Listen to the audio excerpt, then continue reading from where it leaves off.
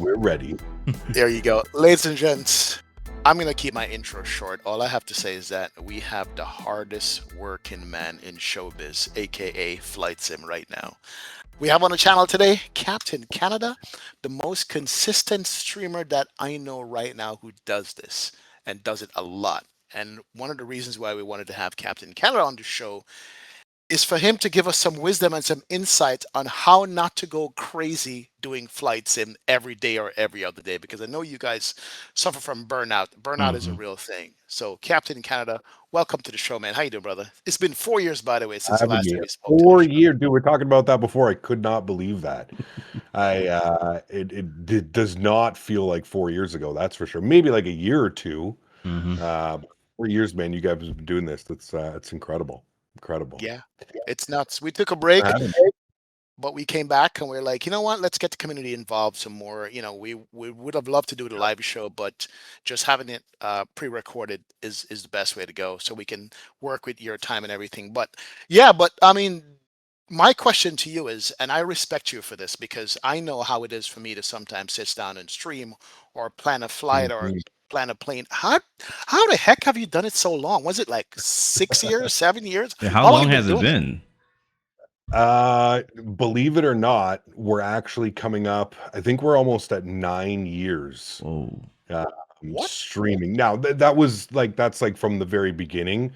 Right. Full time streaming, yeah, we're coming up on I think 6 years. I think we just passed 6 years or something close to that number. So Wow. it's crazy, man. It's crazy when you think about it. Sometimes like I take a step back and I like look at it and I go like, man, it's just so lucky to be able to do this and have this opportunity and essentially just get to hang out and be a goofball a lot of the times. And I mean, really, to answer your question, I think flights and burnout is I think it's like a legitimate thing. I totally get it. I totally understand it.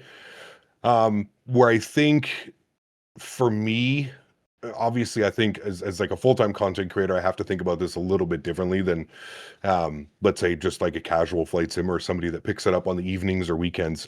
For me, I really when I got the opportunity to do this full time, um, I really challenged myself to want to be the best that I basically could be and to give it my all and drive myself and treat it like a business, not so much like a fun little thing that I do on the side that that's really how it started. I had a full-time welding job. I started flight sim streaming.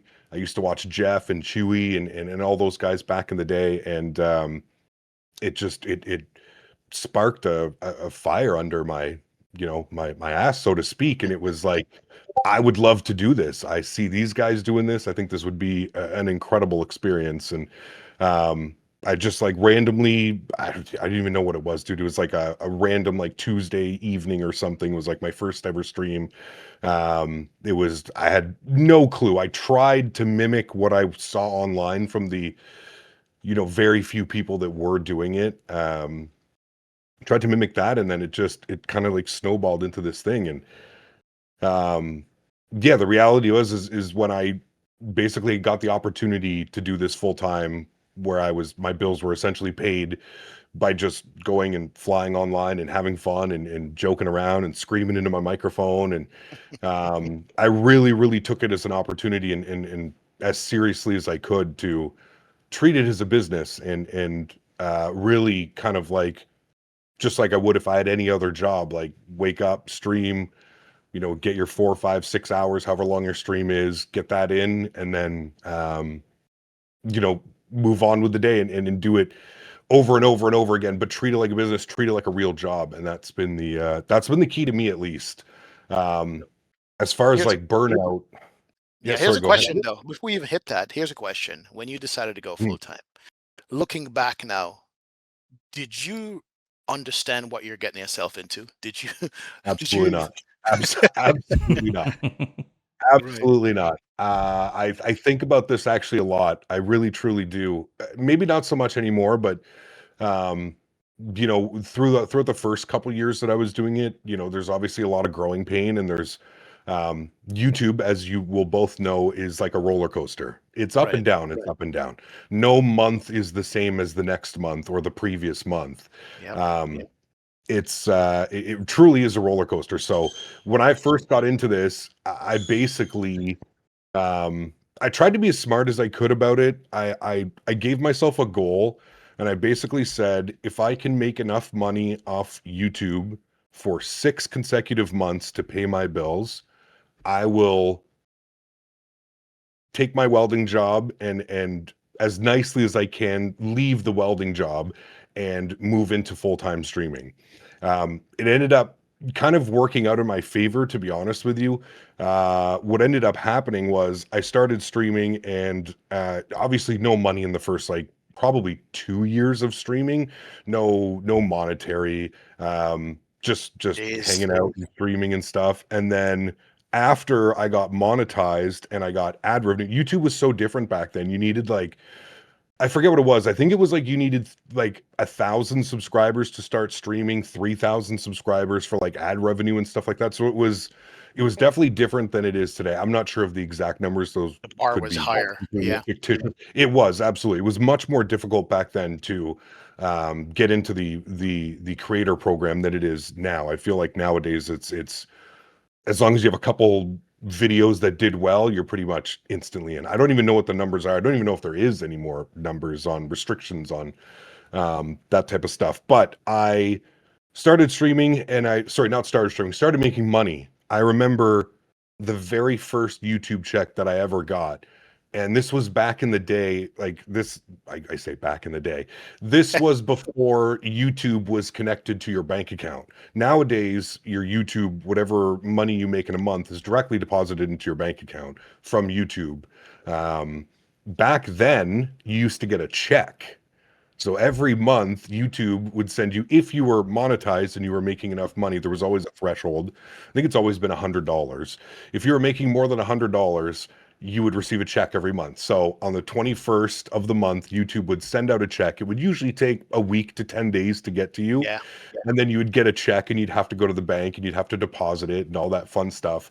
I'll never forget that. And we got to the point where we were monetized, and at about the 4 or 5 month mark, when I said I would give myself 6 months, the company that I was working for, the welding company, decided to close their doors. Oh, There just wasn't enough competition, um, wasn't enough market for them to succeed.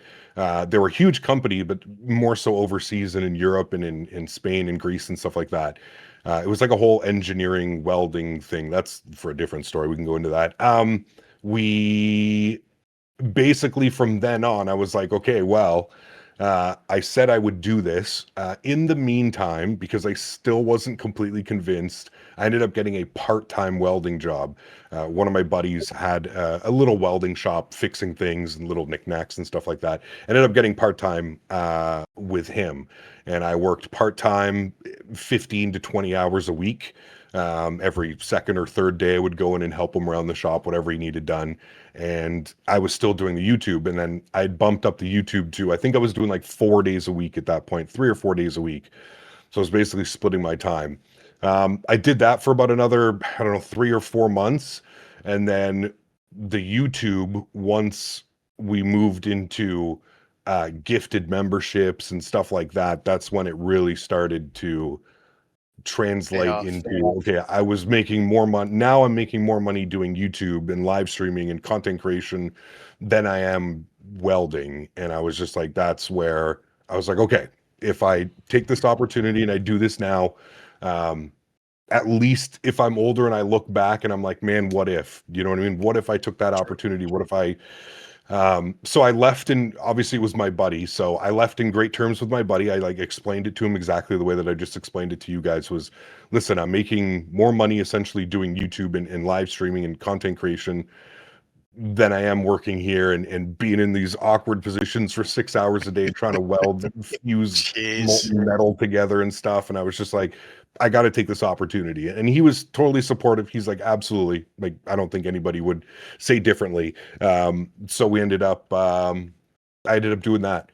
and right from the get-go, the amount of support and the amount of love that viewers had, and it's, you know, doing this so long, there's so many viewers that have been here from the beginning. So many people have, you know, as you mentioned, the flight sim burnout, the flight sim fatigue. It's real, man. It's a real thing. People, as a content creator and as somebody who's doing this week in, week out, week in, week out, you see so many people come and go. Mm-hmm. Now, whether that's just they're not a fan of the content anymore, if they found another streamer or somebody else that they prefer supporting, whatever it may be, but you just notice that it's kind of like a revolving door. You always have your 30, 40% of the viewers that have been there from the beginning.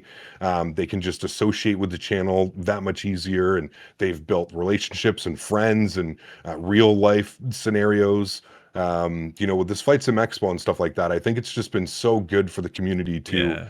be able to meet people face to face and be able to see them and be able to meet your favorite content creator or whatever it may be and just realize that they're a human being just like you know what I mean? And it's Yep. there's no it's just been an amazing experience for me, and especially I've been to basically every one since 2019, I think it was, in Orlando. Yep. 2018 or 2019 in Orlando. 2019 is when I Every met you for single the one. first time. It was? Okay, yeah, there it Yeah, is. yeah, yeah. And I remember back then, dude, like, man, I remember, I think that was like just at the beginning of me going full-time Mm. content creator. I think that was like right around when I was doing it for the first. I think I still had a part-time gig with the welding, but I was like real close to making that final decision. I think it was because I remember speaking with Thrustmaster, and I remember kind of like working out like a little bit of a deal with Thrustmaster to like go back home and show them, you know, that I could incorporate their hardware into my sim setup naturally and organically. And so I remember like going home, and it was probably like within a year after that, maybe 2020, 2021, when it just became crazy. See, kiddos, it's not that easy. When you ask me, hey, how do I get into streaming? What can I do to get God, numbers? I'm like, especially now, man. oh, Do you yeah. think it's Dude, harder now than it was back then? 100%. 100%. It's not even I don't even have to think about it. I just know. All you have to do is browse the flight sim on Reddit, Twitch, YouTube. It's crazy, man. It's Yeah. crazy how many people are in this hobby now. Like when I started doing it, man, there was like 3 or 4 streamers. Literally, Yeah. Yeah. Yeah. 3 or 4 That's content it. creators. Like that's it.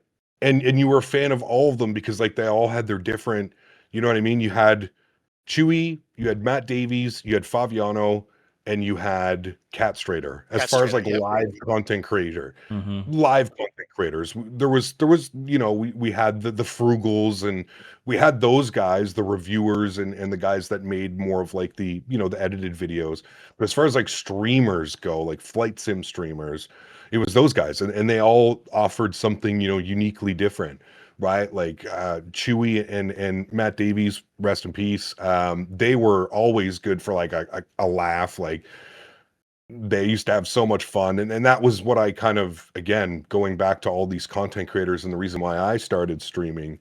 You know, watching a Chewy stream and watching a Matt Davies stream, I would laugh my ass off, man. Like, Oh, yeah. and I wasn't even big on like Twitch, but I don't even think I had a username. Like I didn't really take Twitch like that seriously. I was just there because I had nobody in real life that enjoyed the hobby that I was doing. Everybody thought I was crazy. My friends would come over and be like, "You sit here for 3 hours and watch the plane on autopilot and then you land?" And I'm like, "Dude, it's exhilarating. It's amazing." You can't explain it to somebody that doesn't like airplanes and like simming. No. You try and explain it to them, and they look at you with just like the, "I'd rather go watch paint dry, to be honest with you. That sounds like it's more fun." True.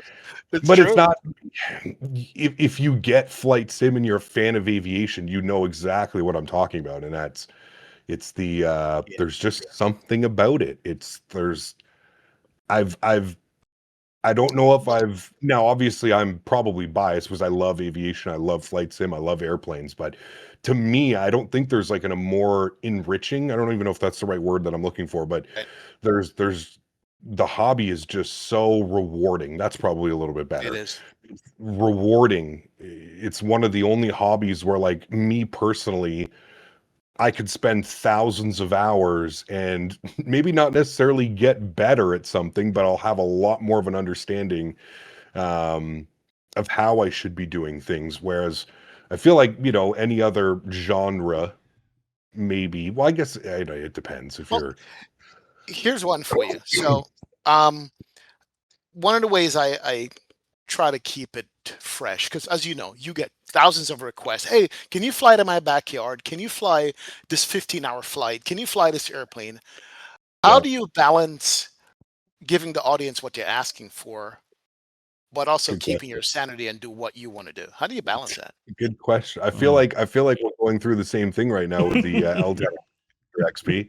Yeah. Uh, Listen, dude, kudos to you, man. I was watching the stream. I was in the background the other day. I think I put in chat, or I might have put it in V1's chat today. I said XP has bigger cojones than I could ever imagine.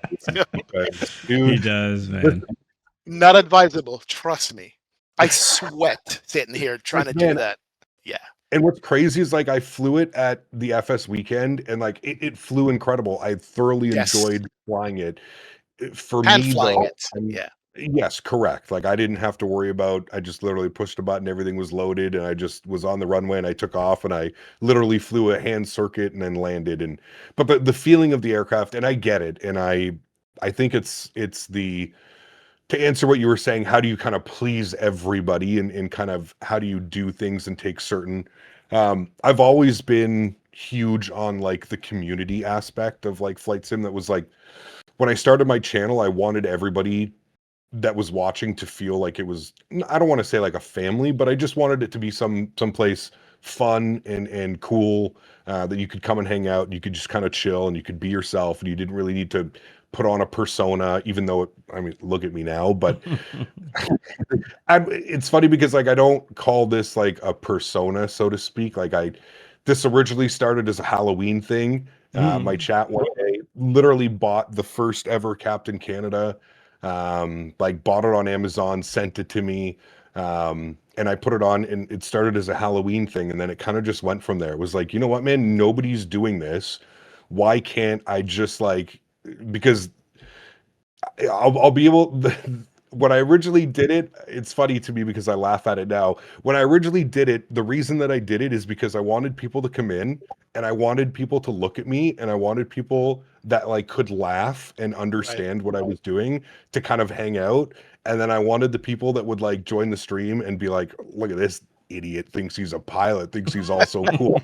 I wanted those people to kind of just exit the chat, right? Like it was my funny way of like bringing in like-minded people like myself that could look at me and be like, this guy gets it, like this guy's a goofball. Like Right. Right. Mhm. that's what I wanted. That was the original idea behind taking this past like a Halloween costume or an April Fool's costume or something like that. It was like I want people to come in and I want them to be able to relate with me and I want them to be like, this guy's awesome for what he's doing, you know? Um, And now you cannot not wear it. That's it. You well, have to all that's wear it now. exactly it, dude. Now it's funny. Like I tell people, I go to these expos now, and I take the sunglasses off, and I walk around, and there's like a lot of people. I'll see like a double take because they're just like, wait. But then they don't think about it. It's like we keep walking by, but then I'll be around the corner taking a picture, doing an interview or something, and have the sunglasses on, and they'll come up and be like, "I thought it was you." It's like I'm the only one who can be incognito without my sunglasses on. Usually, it's the Nice. opposite way Nice. around. It's so Nice. true. Uh, but But sorry, I got way carried away. This No, one, nah, you're man. good. You're good. You're We good. talk. We you basically talk for a living. You talk 6 hours at a that's time that's in it, your dude. stream. That's So it. That's it. But to please everything, sorry, I got very carried away from the original message behind that. I do my best, man. I take everything in. Like I said, like I'm one of those streamers that like I'll sit there and I'll read every single message in chat. Like I take a priority to do that. If somebody takes the time to put a message in chat now, as we all know, sometimes that can backfire because there's a lot of silly people out there, maybe people with too much time on their hands, Mhm. just causing a ruckus or being stupid or whatever it may be. But I like to read every message. I like everybody to feel included. And if you took the time to write it in my chat, I feel like it's kind of my duty to read your message and respond to you. And um, I always tell people I have certain parts of my Discord where you can request a flight, and I view it all the time. When I'm sitting there and I'm like, okay, I could fly to this airport to this airport, but I did that 2 weeks ago. I could fly from here to here, but we just flew that airline last stream. I want to fly a different airline this stream. I always pull it up and I always take a look. Now, some of the requests are absolutely crazy, like XP said, 15 plus hours and stuff, which I some people like doing that. For me, like I don't know if I would be able to sleep properly doing like an overnight 15, 16, 17 hour long haul. I don't know if I could sleep properly knowing that like the plane could potentially crash or the PC could shut off or something.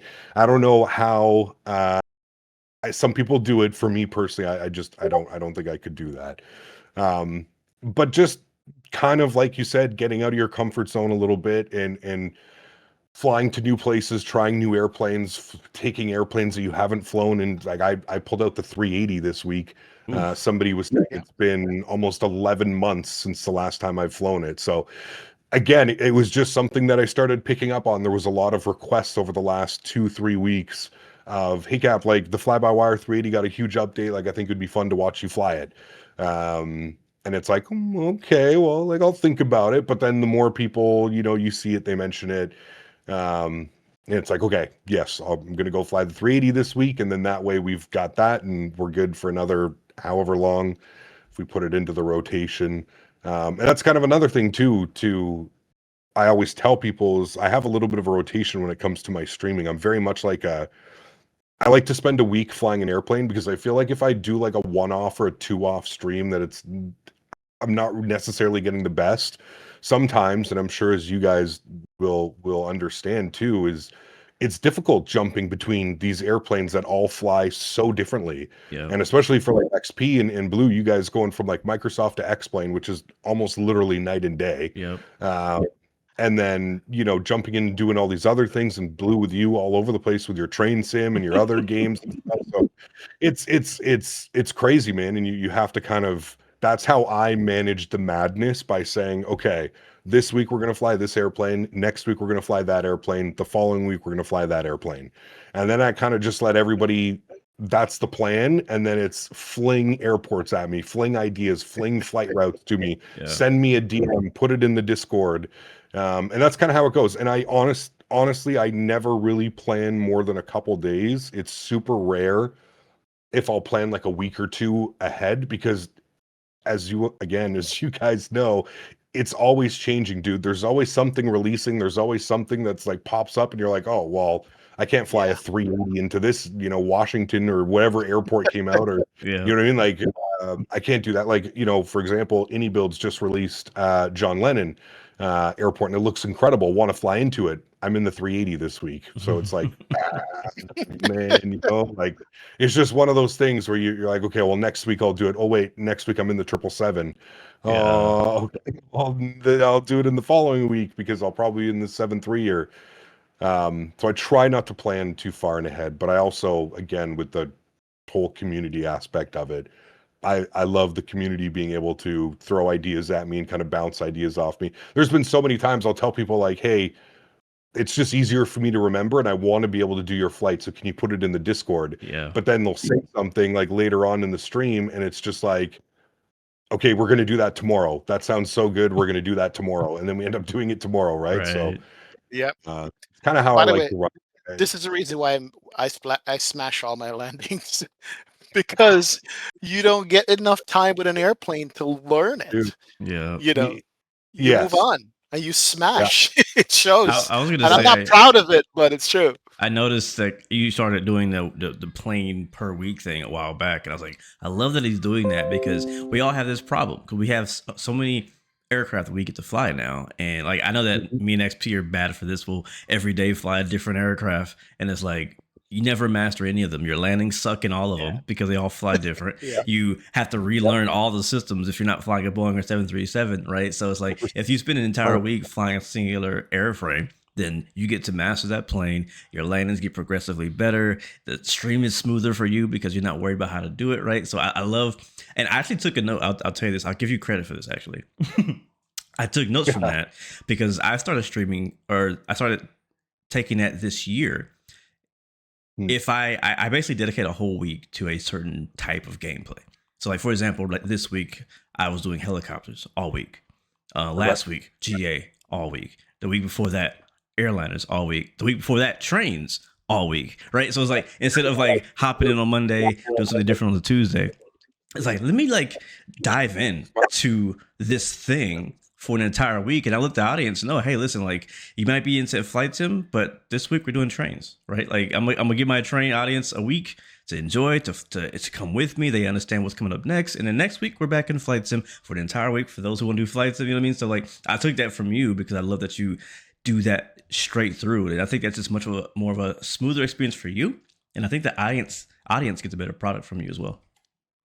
Well, 100%. That's you nailed it, especially towards the end of that, where I always tell. It's funny because I always tell my chat, don't judge me on, Wednesdays and Friday landings. Judge me on my Saturday, Sunday landings. Because like at the start of the streaming week, again, like you're kind of ironing it out. You're kind of just figuring it out again. You're like, Yeah. okay, I have to flare at this, or I have to do that, or and the biggest difference is obviously going from flying your Airbus with your side stick to moving over to the yoke system. Yeah. And I'm thankfully, and I listen. I love all the new peripherals coming out. All I think it's amazing for the flight sim community. I feel like I'm actually lucky that I'm like locked into a brand as a Thrustmaster ambassador that I just have to use my Boeing yoke. I don't have to learn the force feedbacks, and I don't have to do any of this, and I don't have to figure out like, oh my God, I actually have to almost pull my desk off the floor to get it to like flare properly and stuff like that. So that's like the one thing I'm kind of Look, happy about. you, I have Yeah. my you just hit on joystick, my something that, Thrustmaster yoke. yep, you just hit on something that's part of the frustration that I feel sometimes. Like, Mhm. yes, in one sense, I'm like, hey, I get to try out this new product and this new peripheral. You don't see behind the scenes. I'm spending 30 minutes an hour trying to configure this stupid thing that worked last week, but because I plugged something else in this week and went back, it doesn't work anymore. And I'm trying to tell the chat, I did do this. You got to trust me. I didn't just plug it in 5 minutes ago. And the frustration that Awful, builds up man. getting all this crap to work sometimes is like, I see you 100%. have the Thrustmaster throttle, you have the yoke, you have the tip, Yeah, and you're good to go. It's like, man, I'm dude. jealous. I wish I'm I could such go a back. creature of habit, man. I'm so like if it's working, don't touch it. Like Hmm. that's like, and I get in trouble all the time. Dan, poor Dan, man. Dan, the IT's always like, oh, you got to install this, you got to update this, you got to do that. I'm like, Dan, everything is working right now. I'm not touching anything, dude. I had a video driver on my stream PC that was like 3 years out of date. Wow. Because like, why touch it? Why touch it? I don't game on it. Obviously, OBS is working perfectly fine with this game driver that I'm using. Why am I, why do I want to update this? Just don't touch it. Everything's working fine. But And I've been learning yep, slowly. You and get that's one of the reasons why I think better. I don't mean to cut you, but that's one reason why I think No, fatigue I get sets in. You it. updated 10 different things, added 15 Yep, different add-ons that's not necessary, and then wonder why your sim don't work. Mm. You know, oh, 100%. I'm Dude, listen, getting stutters, I'm getting crashes. Like, yeah, what'd you do? You know, I say this all the time, and I truly do mean it. Like I can't like kudos you and Blue more when it comes to how you guys are running both of these simulators. Dude, and I mean this, you guys know, dude, I started with X-Plane. I will always have a love for X-Plane. Always, always, always. It was the sim that truly made me fall in love with this hobby and this passion. I will never forget the X-Plane 9, 10, 11 days. There was it oh yeah, kicked everything, started everything for me. The hobby, the streaming, everything. But the biggest downfall to me, um, never mind the textures and the anti-aliasing. I feel like you can get over that pretty easily. The thing with X-Plane that just drives me crazy is it's almost a full-time job keeping everything updated and updating libraries and worrying about ortho and worrying about your INI file getting completely screwed over because you installed an add-on and clicked a button that automatically tried to redo your entire INI file. And it's just it's it it, it I I hope the best for X-Plane, but they really have to get away from like this kind of archaic early 2000s kind of file structure that they have going with the simulator. I think it's such a viable simulator, and it's gotten so much better.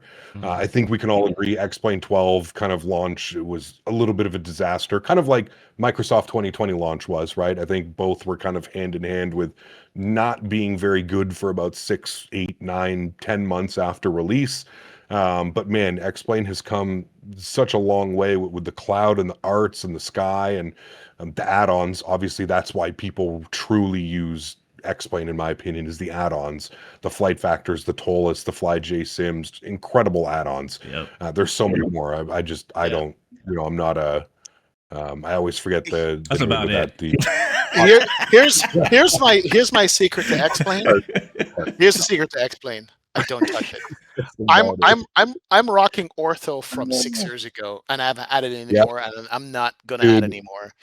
The I add-ons, totally, just the planes. No more sceneries. I'm just like, yeah. that's it. Because you're Yeah. right. If you gotta go in and reconfigure every time, you might as well just forget it. It's Nah. just a nightmare, and to me, Yeah, it yeah. completely kills my like my vibe of like, okay, I'm gonna go fire up X-Plane. I'm gonna go fly it. You know what I mean? It just completely like, listen, I'm just giving you like an example. Like, I'm sure people that have X-Plane and that's their main sim. They're probably so used to it, like I was back in the again X-Plane 9, X-Plane 10, X-Plane 11 days. They're probably just so used to it that it's second nature to them. They don't even think about it. Where I'm coming from is, and where I was having an issue with it was. Recently, well, I don't want to say recently, but I maybe well, before I built this new PC, I had X-Plane installed, and I really wanted to fly the Q400. I get that craving, that itch a couple times a year. I just really want to go fly the Q400, the FlyJ Sim. It's one of my favorite add-ons again of all time. And I remember loading in and being like, okay, well, I have this scenery. Like I go to my X-Plane store, whatever the X-Plane forum store, whatever the hell it's called. I can't even remember. Right. Xplane.org. That's what it is. .org. I Right. go there, I download some of the stuff, and I'm looking around and I'm like, oh, look at this freeware airport. Cool, I can fly into this airport because there's freeware. Install the freeware, load in, and you immediately get that error in the top left. And it's like, oh, you need these 10 libraries. And you're like, okay, cool. So whatever, that's fine. I'll go and I'll find. Okay, well, you go and you look, only 6 out of these 10 libraries exist anymore. There's True. no download link to like 2, 3, 4 of them. It's just they're gone, right? They're vanished because it was community made, and that community member got a new PC, cleared out his Google Drive, whatever it may be, and those files are now gone. So you're like, okay. I even remember the craziest part is I remember a payware scenery that I had. I don't know if it was updated, probably not for X-Plane 12 because it probably would have included that. But I remember there was a payware scenery that I had that I put in, and it required SAM. It used the scenery Oh my physically. God, Sam. Oh my God. Sam, Yeah, like yes, keep going. Doesn't exist. You can't go and download it. So what somebody has done is somebody has gone because they had the files on their computer. They've taken all the SAM files, they've recompiled them and uploaded them onto some forum where you can download it, but it's like only a small percentage of it because SAM was like a proprietary thing, and they obviously didn't release all the files. You would just download their libraries. So essentially what you're doing is like the guy just uploaded the libraries. So you can take the libraries and you can make it so at least the scenery draws in and loads properly, but like nothing works. Like you don't get the jet bridge to connect. You don't get the vehicles that come with SAM and all that stuff. It's just, dude, it's such a mess, man. It's such a mess. And I truly wish the best for X-Plane. But I think they've got to, they really do. I think the biggest thing that needs to be changed, they're doing good with the art stuff, that they're making it that next gen sim that I truly think it deserves to be, but they gotta work with that file structure. They gotta work something out with that. There's no way that it should be the way that it is. And I guarantee you, I mean, look at Microsoft, dude, the drag and drop in your community folder, boom, done, load up, go fly. That's the thing. They It's they got to get third party to go away from these libraries. Just need to yeah, just drop it in the custom 100%. scenery Well, folder, and it Microsoft just has a needs to play similar as to be done. problem. If you get into like a lot of freeware Flight Sim TO scenery, there's Oh boy, people out there using a lot of scenery, object packs, and things like that. no, And I ain't doing it. the more you Mhm. add, obviously, you get right back to the same issue we had with X-Plane. And I'm like, come on, guys. Like, I get it. Like, it makes your scenery better, but you can't make me download 10 different files just to support your little bush strip. You know what I mean? Like, Not Yeah, doing I it. hear you. I hear you, man. I just had that problem in Microsoft as well. I did Is the whole little United Island hoppers out in like Guam and all that stuff.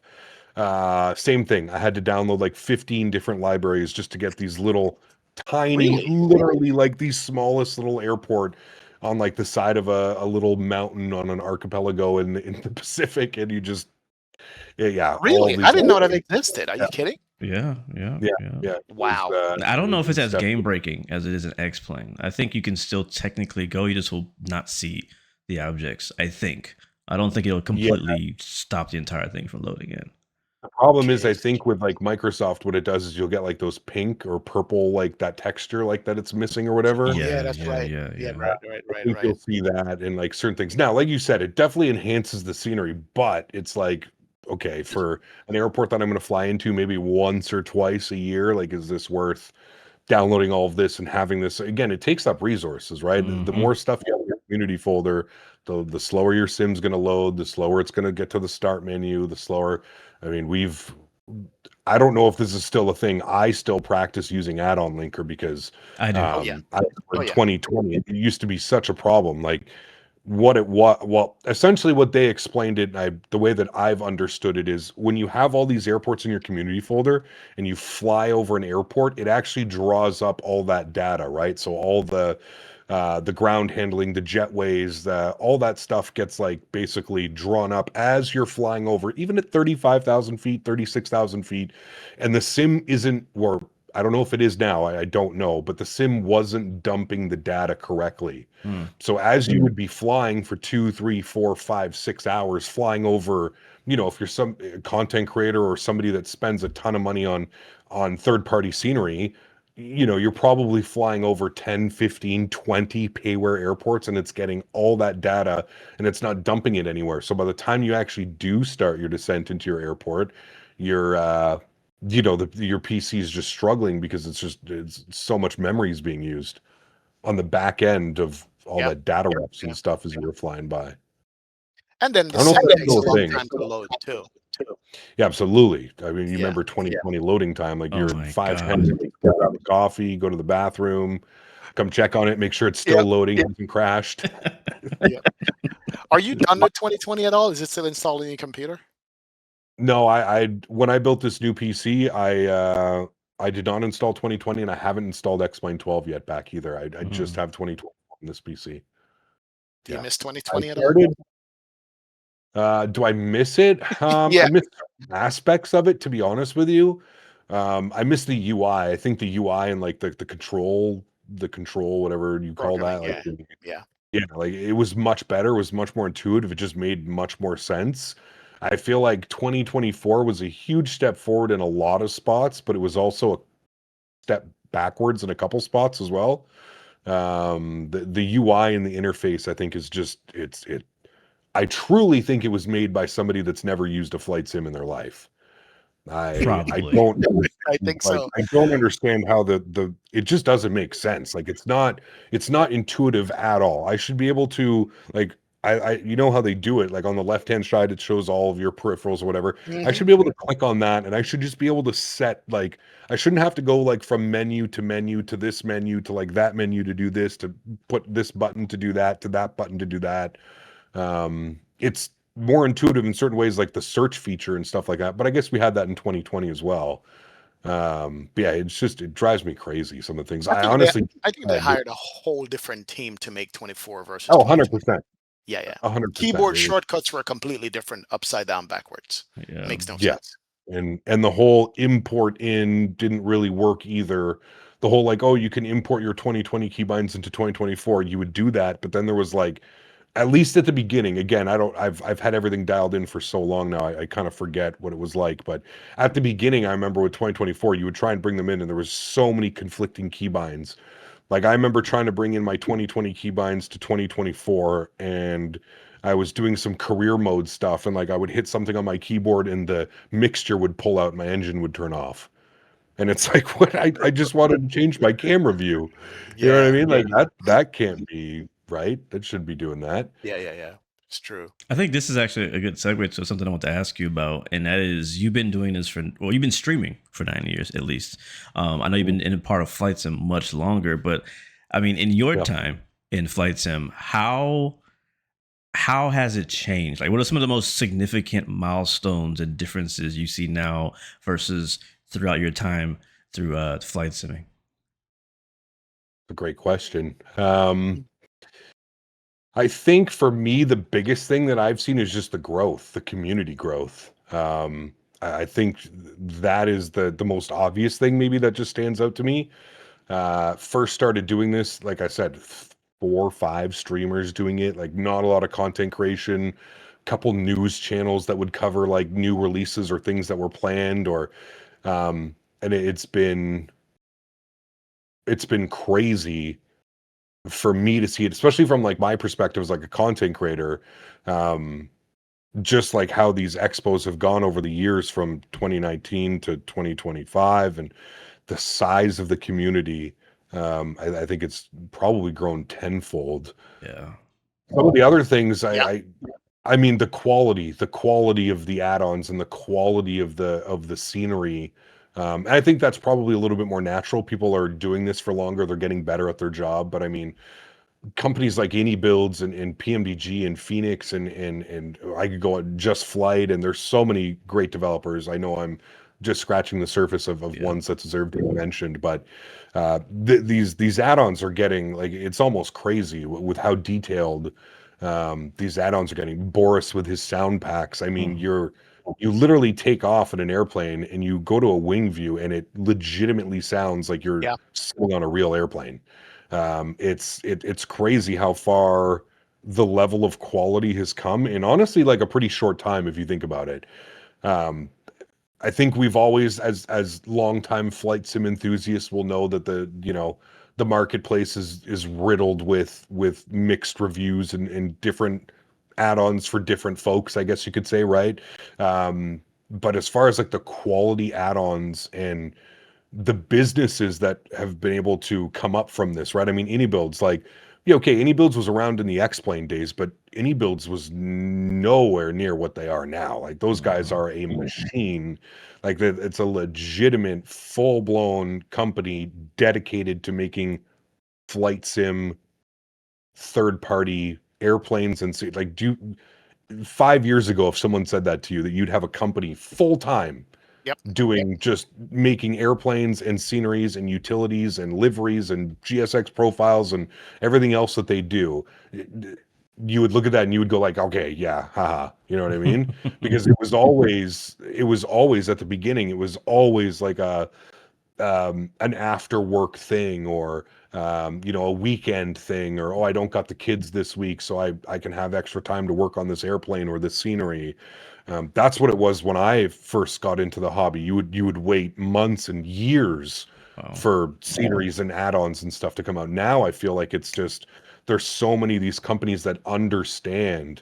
Now some take longer than others, as we know, but I think that the quality, like I said, the quality and the level of detail and just the overall business aspect, I guess you could say, about it Yeah. is like, it's truly legitimate. Yeah.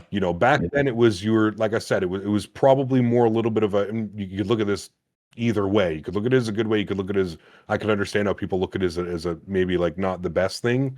But I think at the end of the day, as long as these companies are being held accountable, which they will be, the flight sim community is very opinionated sometimes, as we know, myself included. I've had my rants here or there, guys. I mean, No. never.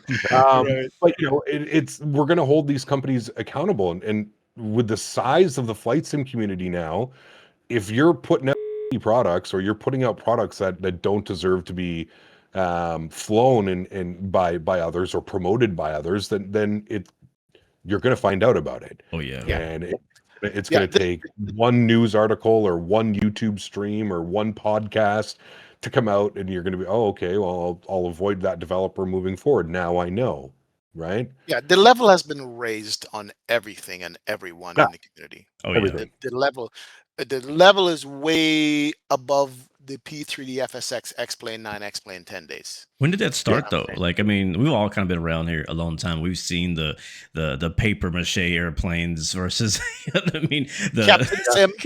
Yeah. It's like Yeah. when do we think that actually kind of that transition truly happened? Was it Microsoft 2020 that brought on that next like generation of flight sim and the next level of, or was it earlier I than think it was that?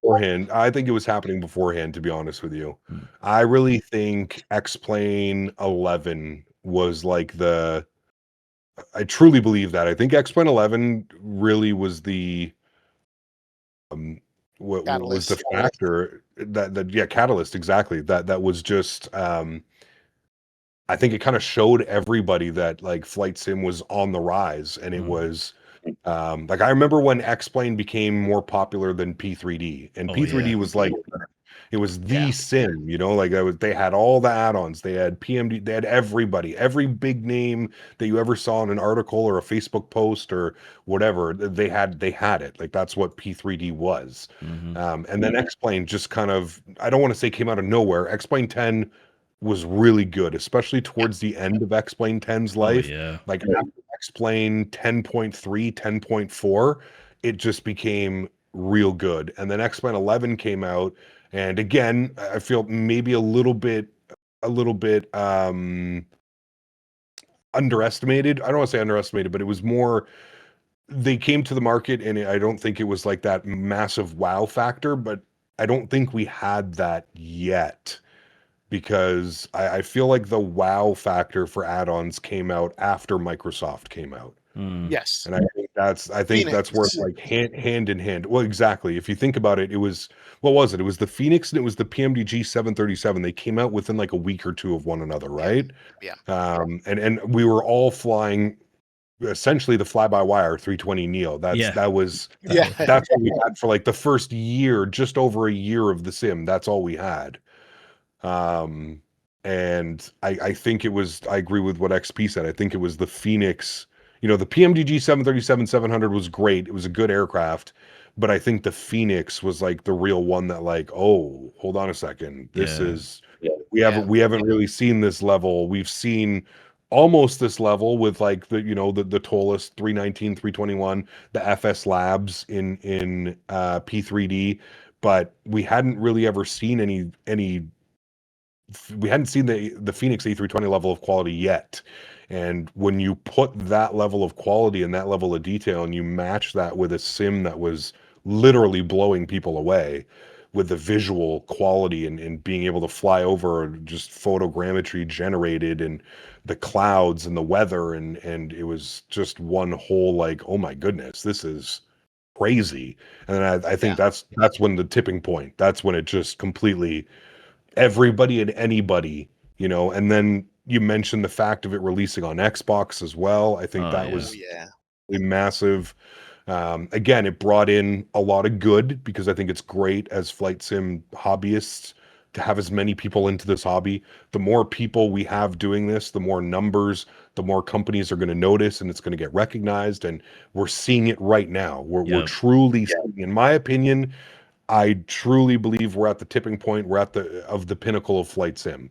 I know some people will argue with me. Some older people may say, "Oh, well, the pinnacle was like Microsoft 2000 or whatever."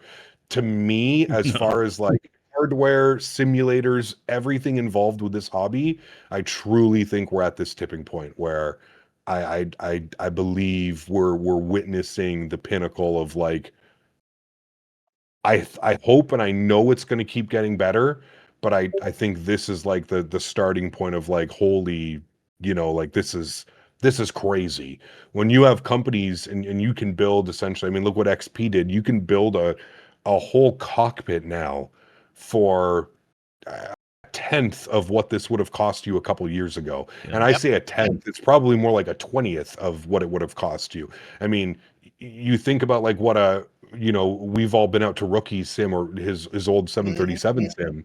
You think about what that costs. We all know what that costs. We don't need to talk about numbers, but you think about what that costs and you think about what you've been able to replicate at home in your own little setup, your own little bubble that doesn't require a garage or a complete dedicated space to do. It's crazy, man. Yeah. Who would have, again, you could not have predicted this 5 years ago, but like, with the release of 2020, you could not have predicted that the community and this hobby would have gotten so massive to the point where you have, I mean, dude, when I was at FS Weekend, I saw 5, 6, 7, 8 different overheads from Wow. different companies all competing now. You got Wow. Boeings, you have Airbuses, you have all kinds of stuff. You have people working on 777 overheads. You got a 737, you have an A320 series, you got an A330 series. People making autopilot panels, people making FMCs, rudder pedals, joysticks, yokes. It's crazy. We're It's spoiled for absolutely choice. insane. We're spoiled for choice, Yeah. not only in the hardware. We got like 20 different Airbus in Microsoft now. Yeah. Yep. I don't want to 100%. see another one. It's crazy. 100%, man. Yeah, yeah. We're 100%. spoiled for choice. Yeah. And that's such a good thing as a consumer, right? Like Yeah. that, I hope that all Yeah. of these companies can continue, like my concern with, um, my I always love to see competition. I think competition is what makes this better. I always laugh, like I listen, there is no doubt right now what wing control or wing control. I Mhm. always get their name. I know they changed from wing to wing control. What wing control is doing right now in this flight sim hobby is bananas. It We've never is. seen anything like this. Basically, a company has invested God knows how many millions of dollars into this and to developing these types of things and pushing this out to the hobby. It's crazy that this is a legitimate thing. But at the same point, what ring control is doing is forcing other developers now to maybe pivot or Yeah. design something different or come out with something different. Yep. So I think I think it's good. I never want to see one company kind of corner the market, but I just don't know how anybody is going to compete right now with what wing control is doing. I f- My only issue with wing control, um is I feel that sometimes they get a little bit ahead of themselves as far as like making these announcements, and then it's like 2 to 3 years before we actually get that product out. yeah. I Yeah. get what they're doing. I get that they're strategically trying to place themselves in the market and say, hey, Yep. dude over there, don't make a tiller because I now have a tiller, or I've announced a tiller. Hey, don't bother making your overhead panel that's going to cost you $700. Don't worry about it. We're making one for $350. You know what I mean? Yeah. I think it's great for the community. I just hope that uh, it also leaves room for others to improve and to get better and to give more options. Right? That's like the main thing. Is when I was again Here's at what's FS. happening. Yeah. If you notice this with hardware, talking about Wing Control wants to Mhm. have their own ecosystem where they provide you everything. Mhm. Yeah. Thrustmaster wants to have their own ecosystem where they provide you with throttle, yoke, side Yep. stick, right? Wing Yep. Flex wants to do the same thing. And then this Mhm. company called PU Career. They're all wanted, and now Rosefire. Yep. So they Yeah. all You want got you to Rose buy their Fire. ecosystem and nothing else. That's Yeah. where I see it Yep. going. And that's Yeah. choice, and that's price is lower, hopefully, Yep. at the end of the day. Yeah. You know. Absolutely. So that's Absolutely. what And I I mean, think. the beauty of it too is like the different, the compatibility. You can get whatever overhead panel you want. It shouldn't affect, right? Like your overall setup. Yeah. Okay, Right. yeah, you may have to run a different program instead of having everything on the Wing Control app or the program that they use. But yeah, like you said, you nailed it. Having the option and having the to be able to look around and be like, okay, well, this company offers this, and this for that price. This company offers this, that, this, and that for that price. Maybe I can go get this because I really like the look of this and the feel of it. I tried it at FS Weekend. It looks incredible. And then I'm gonna go for this from this company and go like that route. So it's cool, man. Like I said, I think it's amazing for the community to have so many options and to have some like big players. It almost feels weird saying that because again, going back what 5, 6 years ago, what were your options? You had what, the Nothing. Cytec yoke and Yep. like the Logitech 3D A Extreme. Logitech 3D Like Pro. That's it. that was literally your options. Like UK, yeah, you had like these one-off, you had like these random kind of like there was CH products as well. They Yeah. were not really as well known because like, you couldn't walk into a store and like I remember when I was building my PC and my first ever PC, and I had no clue what I was doing. And I walked into the computer shop and I said, "This is my budget. I would like something that would be powerful enough for me to play a game and also maybe stream. I wasn't streaming at this time. This was just like my home PC that I wanted. I wanted to flight sim at home and be able to do it properly. And I remember as I was in the computer store and I was waiting for the guy to put a little part list together for me and give me the price. I remember walking around. I remember seeing the Cytec bundle, and it was the Oh, yeah. Cytec yoke, rudder pedals, and throttle.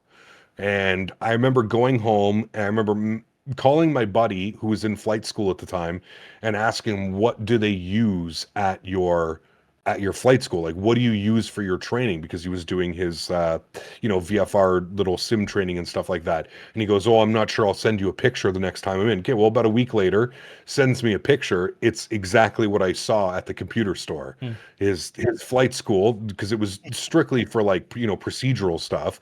They were Right. using X-Plane 9 and they had the Cytec yoke with the Cytec throttle with Cytec rudder pedals.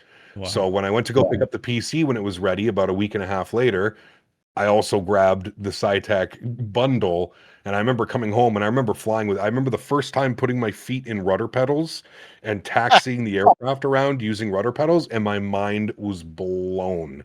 I was like, I legitimately feel like I'm sitting inside an airplane now. Like this is, once you get your feet into those rudder pedals and you're kind of locked in there with your throttle and your yoke or your joystick, whatever it may be, it's so much more immersive. I guess Yeah. it's kind of the same thing with like the Yeah. driving. Like, yeah, cool, you can drive on your Xbox remote, no problem with that. But like once you get like a full wheel setup and you got pedals and a shifter and a steering wheel, it's mind-boggling, right? Like it's a completely different experience than basically sitting there flying with like a PlayStation or an Xbox controller, right? Yeah. Yeah. Completely Yeah. different Yeah. experience. Yeah. So you could take it from really basic with just basic equipment up to crazy levels as far as you want to go. Yeah. You know, Yeah, that's the choice that every new simmer coming into the market now get. When we yeah. started, no, you got what you got. That's it. They have no idea. Like, I remember when the Cytec panels came out, like the Cytec radio panel and the Cytec autopilot panel. Do you guys remember those? Like the old Hmm. bricks. They still have the radio stack, Yep, me too. which is crazy enough because I think out of all of them, Logitech bought Cytec, and I'm pretty sure the radio stack is like one of the only things that they continue to produce. You Hmm. can still buy brand new radio stacks on Amazon or wherever, Walmart. God knows where they have them now, Yeah, but it's kind of yeah, crazy to think about that. Like I to know. remember when those were the only options. You didn't Yeah. have the Thrustmasters. Well, I guess you did. Thrustmaster did make a side stick back then, but it wasn't as mainstreamed as Was it the only ones that you ever saw was 16,000? the Yeah, Logitech. Yep, yep, you had that one as well. I remember actually seeing that and being like, "Whoa!" I got it for like I think I asked for it for like a Christmas present or a birthday present when I was, oh God knows, I can't remember when. Probably just getting back into it, so like 2015, sometime around there. I remember asking for one. And I was into like space sim too. I was getting into like space sim stuff. I Really? remember, Interesting. yeah, I remember that type of stuff. I had Yeah, a the buddy of mine that, 16,000 my first joystick yeah, yeah. ever. Logitech was mine. I paid $25 for it. I think they still sell it for they $25. do. Logitech 3D Yeah, Pro they do. had your little Yeah, slider for your throttle and a twist grip. Hmm. yeah, I'm on Amazon right now. I know they still sell it. I know they sell it new. Yeah, they still sell it. Logitech 3D. Probably the best selling joystick of all time It probably Yeah, is. It's been around forever. I tell every people to get it single all the time. at Yeah, I tell. $25. You can't beat that. Yeah, yeah, yeah. I don't see it. It says not available right now on Amazon. That's Oh on man. Amazon. I'm pretty sure like Right, somebody right. else can get it. No, but The radio look, stack's $250 now. mm, Jeez. but going back to you and your longevity. I mean, you said what, 7 years, 9 years, Nine. Yeah. flight Yeah. sim. Okay, here's a pet peeve of mine, and I talk to Blue about this sometimes. I'm going to ask you about it. And I hate to do this, but I sometimes compare this hobby of ours to other gaming genres, where Okay. you're watching new streamers come up, and you're getting 20,000 people watching one live stream because you're playing a Mhm. particular game. How is it that the flight sim community doesn't have that level? I think about growth sometime. Like, I Yeah. feel like we're underserved for the amount of time and effort we've put in there. It's Am slow, I wrong? dude. No, you're not. You're not. It's as much as the flight sim hobby has grown, it's still so niche. Mm-hmm. Mm, So niche. It's crazy, and I know that for me at least, when I look at it now, like being able to travel for the FS weekend and going to FS Expo every year, it doesn't seem that way. Like sometimes you look and you see how many people there are now at these shows, and you're like, yeah, like it is kind of crazy, but you nailed it, man. Like as somebody that like has only ever made like live streaming, and like that's where again longevity, like being 100% real with myself, and I've experimented with everything. I've tried to make tutorial videos, I've tried to do review videos, I've made cut and paste edited videos flying from one airport to the other. None of those ever like intrigued me enough to want to continue doing them. Mm. The only thing that really makes me enjoy being like a content creator is the live streaming aspect. There's just something mm, special about like having that added, at least for me, this is how I think of it, like is that extra added maybe anxiety of like everything being live, everything that you say, do, the way that you fly, the way you crash, you have a beautiful landing, whatever it may be, everything that you do is just it's always there, right? Like it's as live. There's no cut and paste. There's no, oh, let me go and edit this out quickly. Like there's none of that, and I love that aspect, and I love being able to interact with people. um I don't want to say face to face, but you know what I mean. Like I love being able right, to right, look right. at and being able to speak with somebody and have a conversation with them, and laugh at them with them, laugh at myself because I did something stupid, I forgot something, I got yelled at by ATC, whatever it may be, right? Like I smashed a landing or floated halfway down the runway, God knows, right? Like you just have to enjoy it and you have to have fun in it. And it for me, I again, I feel like I'm very in tune with like the content that I want to produce and the content that I want to put out there. In order for me to be like 100% myself and genuine and enjoy it, I have to be doing something that I enjoy.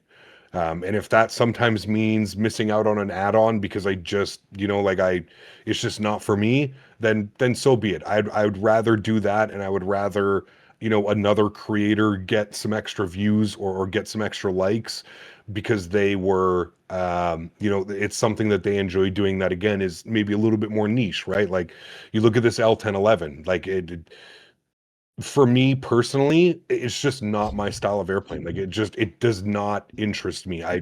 I don't think I've ever seen an L1011 flying. I for sure have never seen one that I can remember in real life. I have zero connection with that aircraft, and for me, that makes it difficult to attempt to enjoy the aircraft. I'm not saying it's like that with every single airplane, but there's certain airplanes like when it gets to be like that super niche, like INS, VOR to VOR, engineer panel, et cetera.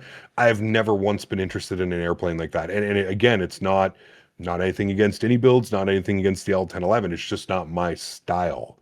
And I sometimes maybe again, like I said, it might kick myself in the ass because I'm not trying something. Maybe I will like it, but I flew the L1011 off of stream. They sent it to me. I flew it off of stream. After flying it off of stream and just completely flustering myself by myself, I was like, okay, I'm not comfortable putting this type of content out. This is not like I don't do this type of content. This is not what I'm known for. I'm not gonna force myself to do this. And I reached out to AnyBuilds and I just explained it like as like guys, nothing against the product. I think it's great. I think people that, and I've said it the entire time, I think people that enjoy that type of aircraft are gonna love the hell out of it because Right. it looks like it's super intuitive. It's got all kinds of help with the checklist and the engineer guy that can like do stuff for you and flip switches and stuff. If that's your type of flying and that's what you enjoy doing, you're gonna love it. But again, I'm not going to force myself to enjoy something that I know I don't enjoy. And I don't think there's anything wrong with that. I think that's perfectly normal, and I think that's perfectly fine. And I think as content creators as well, you have to be able to, like I said, man, for me, like, yeah, dude, I could go live every single day. I would be burnt out in a second. My chat would not be like I feel like it wouldn't be like a fun experience. I like going live like every second day, 4 or 5 days a week, because I feel that it gives that I can give my full attention to that. And Right. especially when I fly the add-ons that I enjoy flying, although sometimes I do agree 100% can get repetitive. Um, that's just what I enjoy doing, and I feel like I can produce the best content by being 100% there, wanting to do this and wanting to stream and wanting to showcase the aircraft and to the best of my abilities and wanting to answer questions and because that's another thing. People are gonna, you go and you stream an airplane and you fly the airplane. People are like, whether it's 5 questions, 10 questions, 30 questions, somebody's gonna ask you a question about the airplane, and you're gonna be like, I have no clue. What does this do, brother? I have no clue. Don't ask me anything I do not know.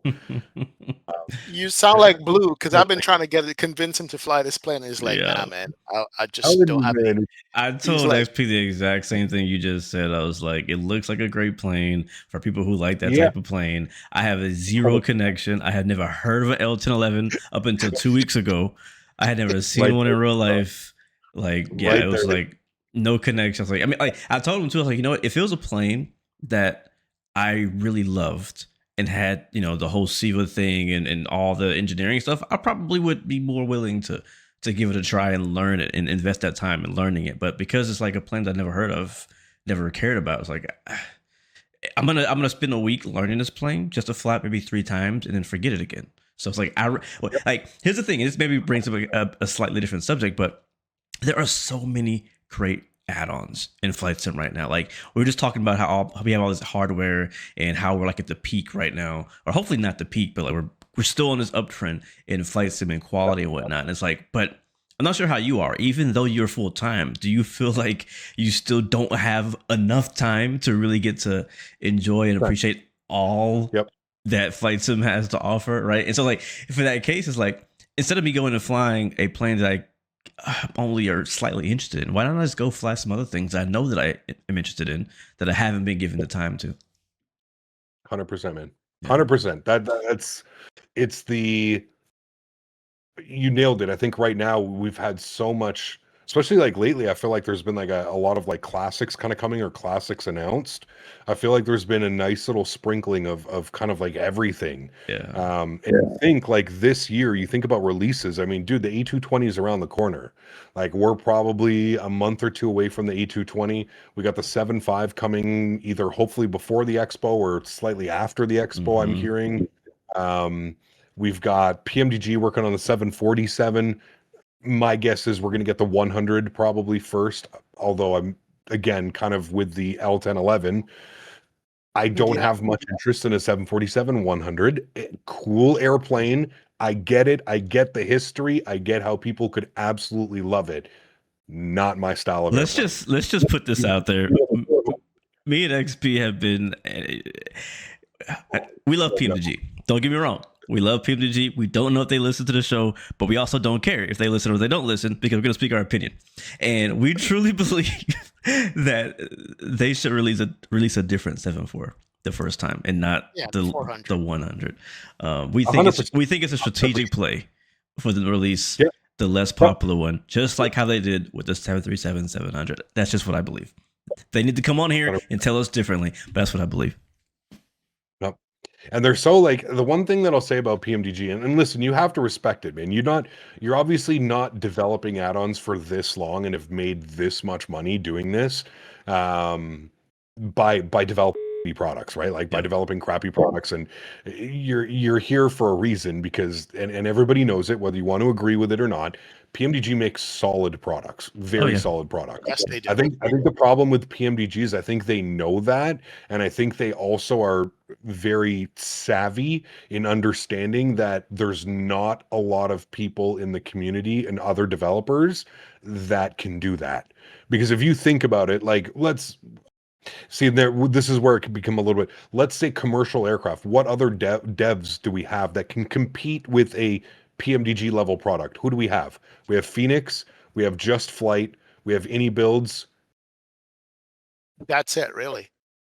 Like that's what I mean, right? That's it. And I Yeah. think that's where it's. I think they understand that. I think they realize, and I think they're strategically placing themselves in the market. Whether you can agree with that or disagree with that. I think at the end of the day, you have to respect it as a business, and that's what it is. Very similar to how I was kind of explaining how I approach my YouTube channel. Don't get me wrong, I love doing what I do, and I think you guys, I think that's very clear that I love doing what I do. As by I don't really miss streams, and I'm there every week, and I'm trying to give it my best every week, week in, week out, whether it's sick or whatever it may be.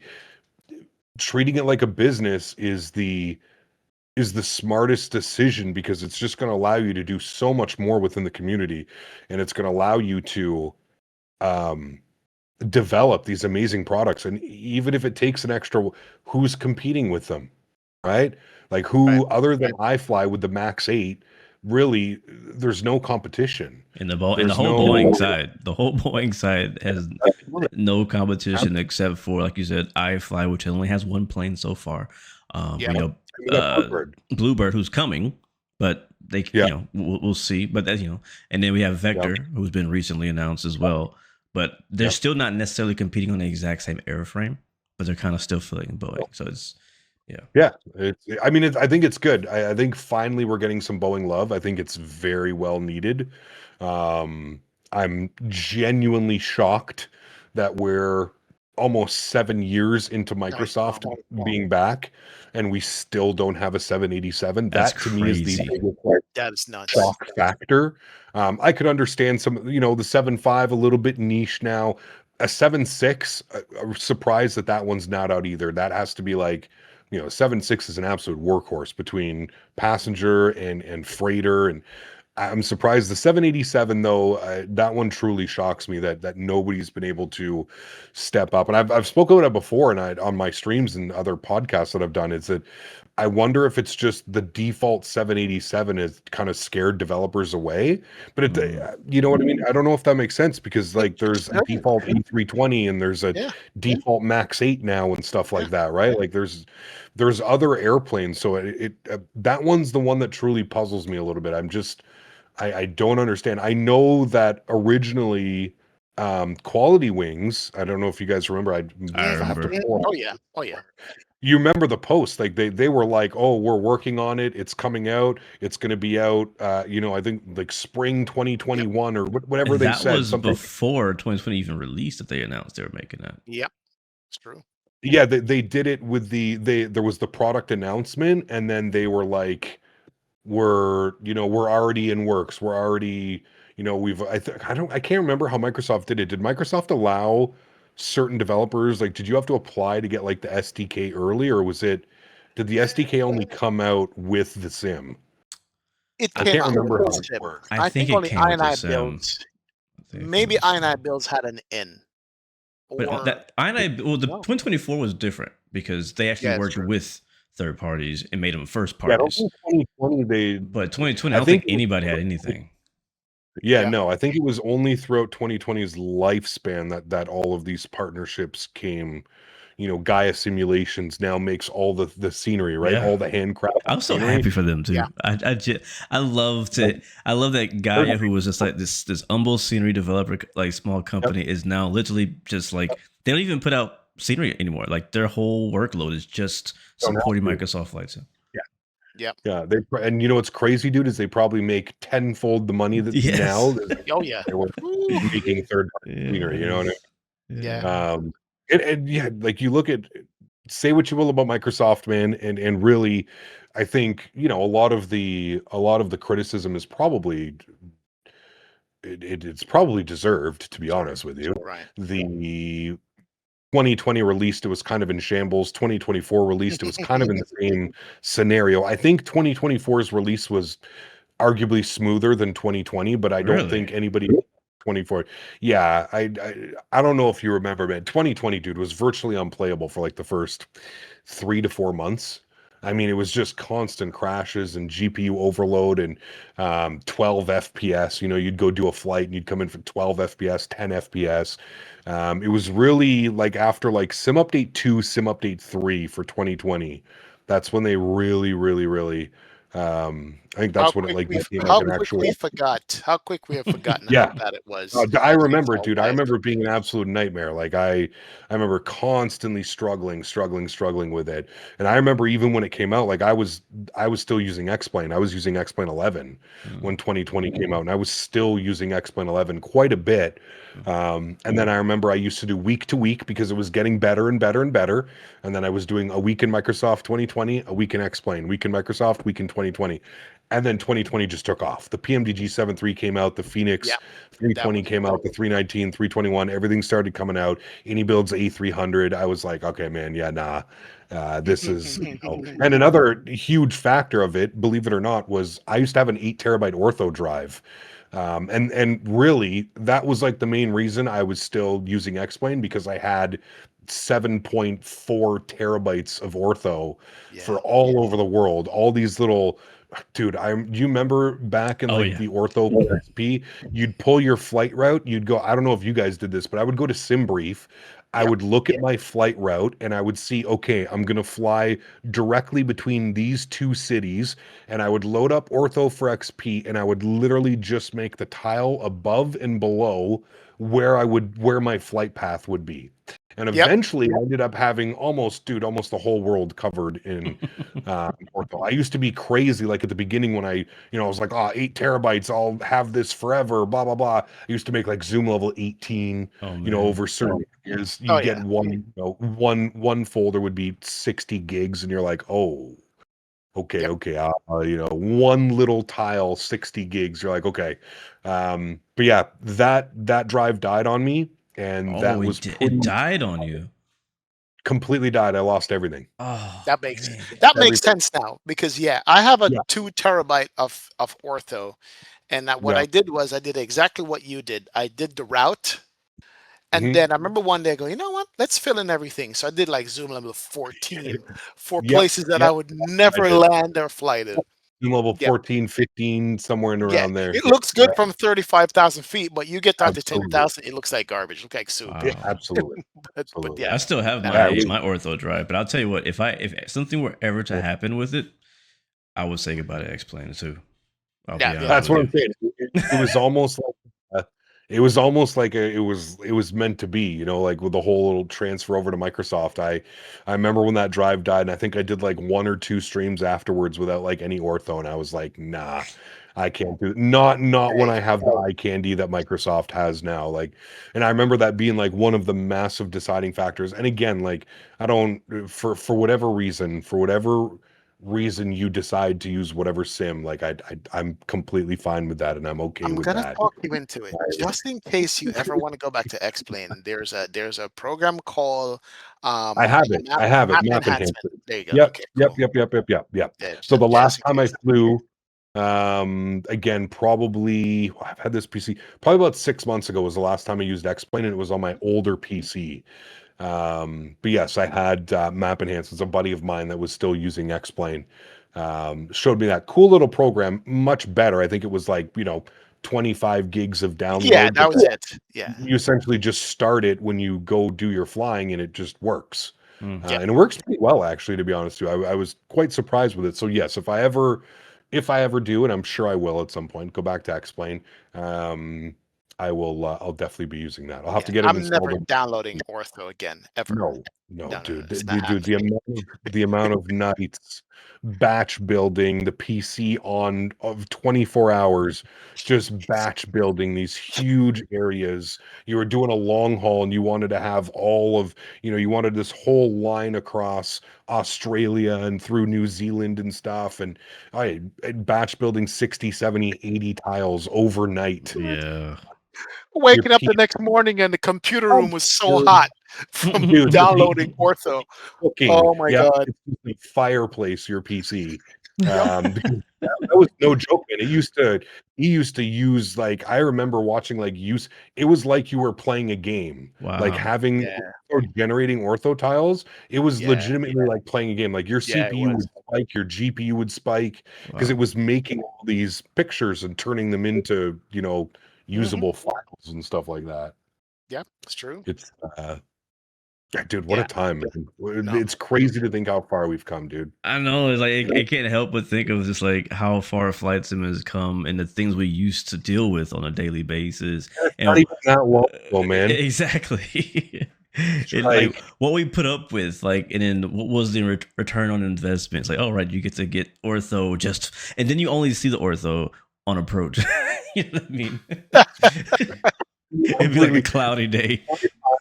the amount of times I would spend 4, 5, 6 hours creating ortho and then go to fly that day and it's just overcast at 300 feet and you don't see any of the ortho that you stayed up, basically not using your computer, just not touching anything because it was using so many resources in the background. Dude, such a pain in the ass. I remember that. Yeah, yeah, I remember So that. Oh the my And worst, god. that dude. was like, I remember I was kind of having like a trip down memory lane right now. I remember when Microsoft 2020 was announced and we knew we were going to get an entire world of basically ortho for no Mhm. cost. It was like that Yeah. was the dream. It was like, oh my god, they finally solved all of our problems. You know what I mean? Yeah. And obviously it came out and it did come with multiple cost and issues and problems. It wasn't as Oh yeah, great as we assumed it was going to be, but I mean, fast forward to yeah, today, like I mean, it's just we have it so good right now. Oh man. dude, it's Yeah. literally insane. I started this thing and I've actually planned on doing it. I've it's been people have been again kind of like just like I see what happens in the community. I see what people are asking for and I try and adapt to it. You guys know I'm not much of a G like my bread and butter and what I enjoy doing is flying my commercial aircraft, flying my Airbus, flying my big heavy Boeing. But I've started this whole new thing. I've been trying to do it once a month, but I'm basically just calling it a community fly-in where I literally randomly select a GA airplane on the list of 50 airplanes that come with the simulator and finding these handcrafted or photogrammetry or like how Microsoft like very focuses on certain you have like all the city updates and stuff like that, just finding areas around the world to just go flying, and we just load in the Microsoft multiplayer servers and just go and just fly around and literally sightseeing. Yeah. We went to the Grand Canyon last month and it was just incredible, dude. Like I remember looking out the window and like all the photogrammic and photogrammetry and all the areas around the canyon that they have. It is mind-boggling Yeah. where this has gone. Like I don't know what zoom level it is with these photogrammetry, but like it I feel like they put special attention to that area because that's where they held the preview event and stuff. Yeah. But my God, dude, if you ever want to just be truly blown away, take off from the airport that we stayed at. I forget the name of the Grand town. Canyon National. Yeah, the take off out of there and just fly towards the Grand Canyon. Your jaw will be on the floor. Yeah. It's almost like you're like it's I just don't know. And for me too, I've recently moved over. I bumped up to 1440p on my monitor, and Mm, that was like I think I had only had my PC for about a month or two. But anyways, looking at it in 1440p and like the weather was just perfect. There was a few clouds. It was just incredible, the views. And I can't wait to do that. I want to focus on like some more like city saturated places and be able to fly over and just see some incredible places. You never thought this would be possible, dude. Even Yeah. with X-Plane and like Ortho, you wouldn't have those, the way that Microsoft draws in like the actual building, like, oh look, yeah. that's a skyscraper. Oh look, that's my house. That's my backyard. Oh look, that's my farm. That's Like my it's house. Yep. crazy, man. It's Yeah. crazy how far this has come. And like, just think about how much better 2020 got over, or think about how much better 2024 got in a lot of areas. Think about what the next one's going to be. Yeah. Are they going to announce Microsoft 2028? Are they going to wait? Is it going to be Microsoft 2030? Like, Mhm. thinking about this, and it's only a matter of time before every city, I truly think, is just going to be like full on one-to-one photogrammetry. And they're working towards Yeah, that. Like every city update, they add yeah, a new city, a new for sure. region. Like they did, Yeah, we didn't have South America and Brazil for the longest time, and we finally got that South America update, which was and it's asked for. unreal, dude. It's amazing. Like all the Unreal, building is crazy. Uh, man. it's I don't nuts. know So if you've here flown that here's approach. my I worry. flew it last weekend. It's insane, dude. Here's my worry. And Yeah. this is just me because I'm a paranoid person and I'm old school. I'm an old guy now. It's like I worry about the streaming aspect of the sim and the fact Mhm. that we literally don't own any of it. If the internet goes offline, we're screwed. Have you ever do you ever worry about that, or you're like, nah, I don't even want to know because the I streaming mean, is beautiful. That's why we get everything yeah, and don't have to have 20 yeah, terabyte hard drive on our computer. You know what I mean? yeah. But No, I hear you, man. I totally get it. Like, does it scare me a little bit? I guess, yeah. Like, but I honestly, like, I feel like the last 6 years, like, has gone pretty smooth, to be honest with you. I it can has. remember like a couple times where like the weather servers were kind of down for like a couple days, but like I don't, other than like the beginning of 2020 when like a lot of the photogrammetry was just like melted buildings because it Oh my just god. the servers, remember that, like the servers couldn't keep up with how many people were using the sim. It, Yep. it literally couldn't keep up. Other than that, like I feel like it's been perfectly fine. There are some weird oddities here and there I've noticed. Sometimes the weather, like the other day we were landing in Japan, it said the winds were supposed to be like down the runway at like 7 knots or something. I ended up touching down with a 21 knot direct 90-degree crosswind. Mm. And it's like, Yeah. okay, like that's not right. But like other than that, I don't know, man. I don't. Is it the most ideal thing? I don't know. I think they're definitely doing a good job on selling us that this whole streaming platform is the way to go. My honest and biggest concern is that the streaming service switches over to some type of paid service. I think I'm more Yeah. concerned about that than them being like, "Oh, the servers are shut down." You know what I mean? Because I feel that before the servers would get shut down, there would definitely be like an option of like, well, if the servers can pay for themselves because people are getting subscriptions, then we'll keep the servers running and that type of stuff. But Yeah, my because think hope about it. is We only pay for the sim one time, and that's it. They haven't seen a 100%. penny from Yep. us. Yep. Now, So, the only thing that I can say is, and I think they've done a good job, but I think they need to do a better job, is the marketplace. The marketplace is a huge. That's where I feel like they make a lot of their money as well because Yeah. they get a percentage off every purchase in that marketplace. Yeah, they're right. hosting the marketplace, but in reality, it's probably on a server that's already needs to be run for the sim to be running anyways.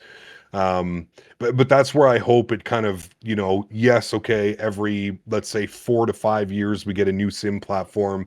It costs us, let's say we buy the whatever, the $90 version of the sim, so we're all putting $90 in every couple of years, every four or Right. five years.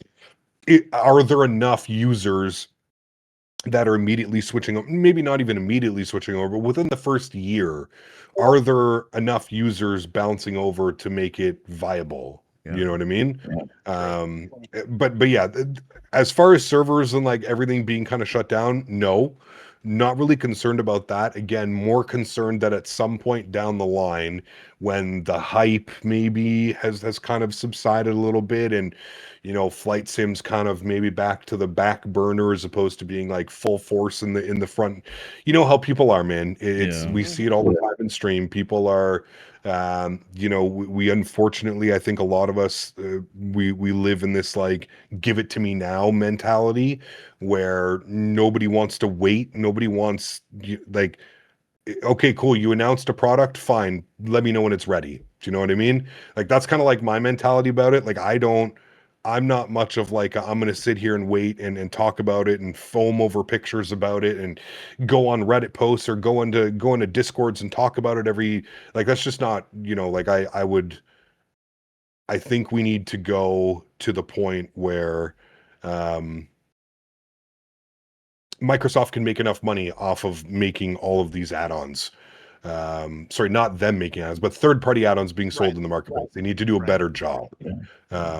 We need to. I get that there's all different types of skills of people, and I get that there's, I get that there's newcomers, and I get that there's people on Xbox and on PlayStation. Although PlayStation isn't a marketplace yet, but I get that there's people on Xbox that see a Latin VFR or a Bredoc plane and they're like, hey, or an MS scenery, they're like, wow, my favorite airplane. You know what I mean? And that's fine. Like, I don't think there's anything wrong with that. To be fair, like, am I a fan of these companies? No, I don't think it's necessarily right what they're doing. They're basically just reusing assets or free assets, basically, and monetizing that. But hey, kudos to them. Again, another business decision. You might not agree with it.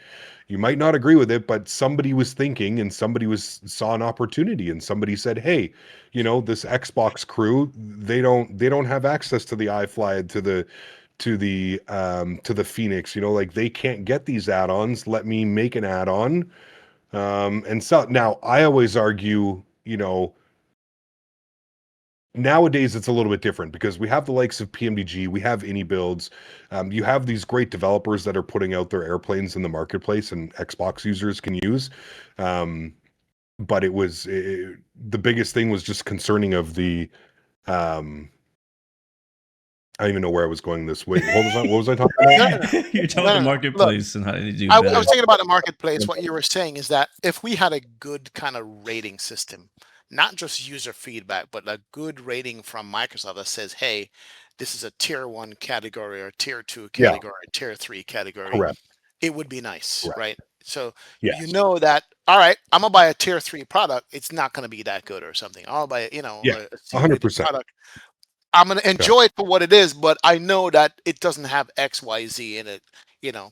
something like that. A Like, premium category, or I don't know what it would be, but yeah, even premium, but even more so just like I'm shocked at like a company like Latin VFR or like Bredoc. Well, maybe I don't know, like maybe more so Latin VFR just because like they were actually I don't want to say well known, but they were like a pretty like well regarded developer back in like the FSX and P3D days and stuff like that.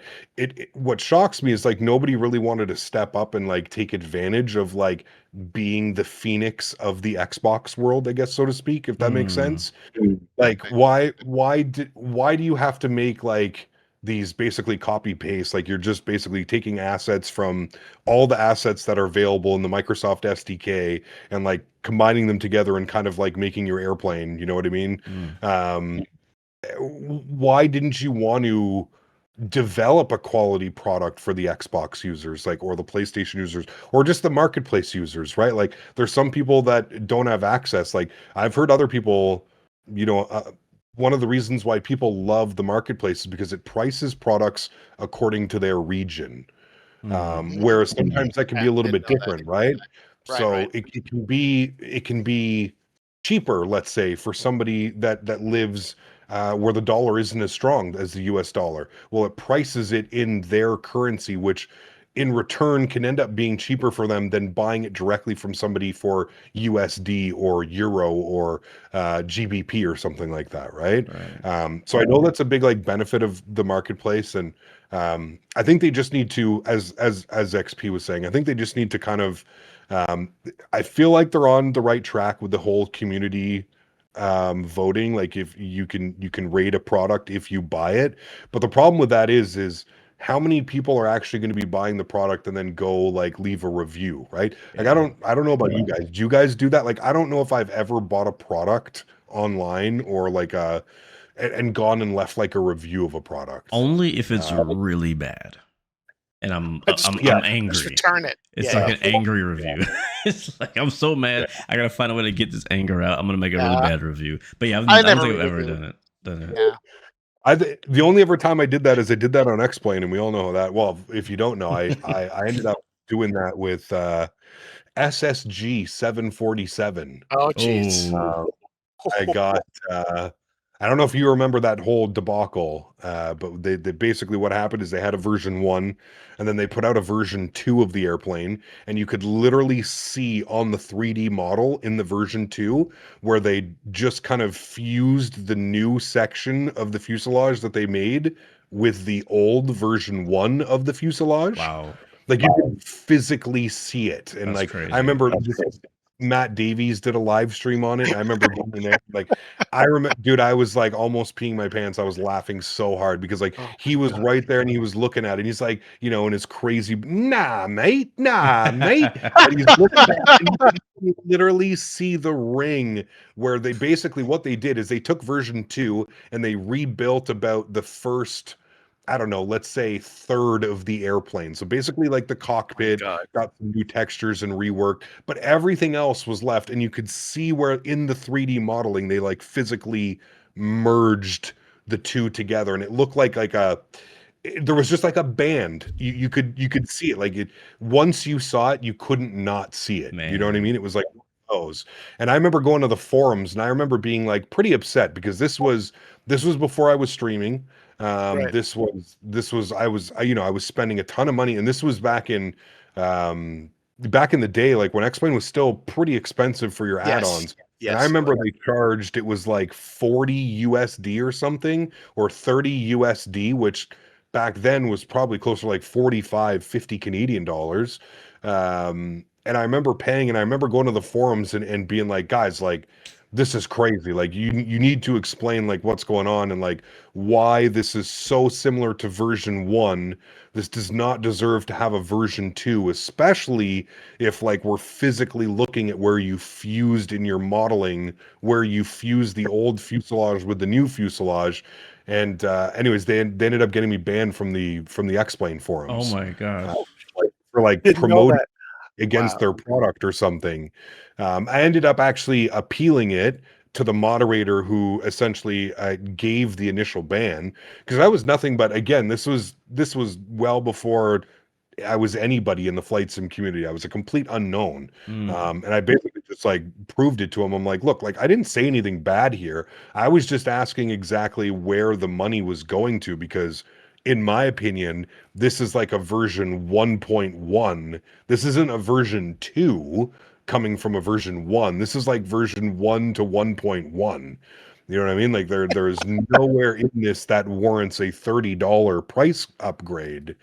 But yeah, dude, the amount of times that that's happened with add-ons too, and I feel like that's happening that's a lot in the last couple of years now with everybody coming from 2020 to 2024. Is like, where do you yeah, stand yeah, on charging for great upgrades question. from 2020 to Mm, 2024? And right now, we're starting to finally see native aircraft that have actually Yeah, been reworked fully.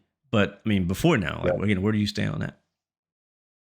I I mean, I think like any consumer, I'm not a fan, obviously, right? I think first and foremost, not a fan of it. But I think we have to look at this from maybe a different perspective. I think we need to look at this from the developer side of things, and we have to understand that it's not like PMDG and Any Builds and Phoenix and all these guys. Like, now granted, Phoenix didn't charge, and I again, I feel that with Phoenix, it's a little bit of a different story. Phoenix didn't need to do much in order to get their airplanes to work in 2024. Yes, they had to rework the flight model and some of the thrust physics and stuff like that. But the good thing with Phoenix and iFly, for example, the first two that didn't charge, when you're running your systems externally from the sim and your flight model and that type of stuff, it really allows you so much more leeway than, let's say, if you were stuck, kind of like how PMDG was stuck in the Microsoft biome or whatever you want to call it, where if they change the SDK and it completely changes, you're screwed. No matter what, you're looking at probably thousands of man hours. Now, I don't know, I'm pretty sure that's what I read as far as what Robert had mentioned, changes that need to be done. So as much as we want to sit and criticize developers and call them, money hungry, listen, dude, if and I want and think about this from again, think about it from you. Let's say you ran a business or whatever it may be in life. Let's take it away from flight sim, but you owned a business and you you were using a product and that product there's a new product that comes out and the manufacturer of the product that that you have says, hey, you know what, like we really want you to move to the next generation of our product. We think it would be great, we think it would be amazing. um, but then having to pay for all of that stuff and having to spend thousands of man hours, right? Like they deserve, just like how you would expect to be paid and I would expect to be paid, and I'm pretty sure everybody would. If I have to go back and put thousands of man hours or even hundreds of man hours into a product to get it working with the new SDK and to get it properly working in a new sim, yeah, like I'm not against a company. I want companies to succeed, and I want PMDG to keep making products, and I want Phoenix and Any Builds and all those guys. I want them to keep making products.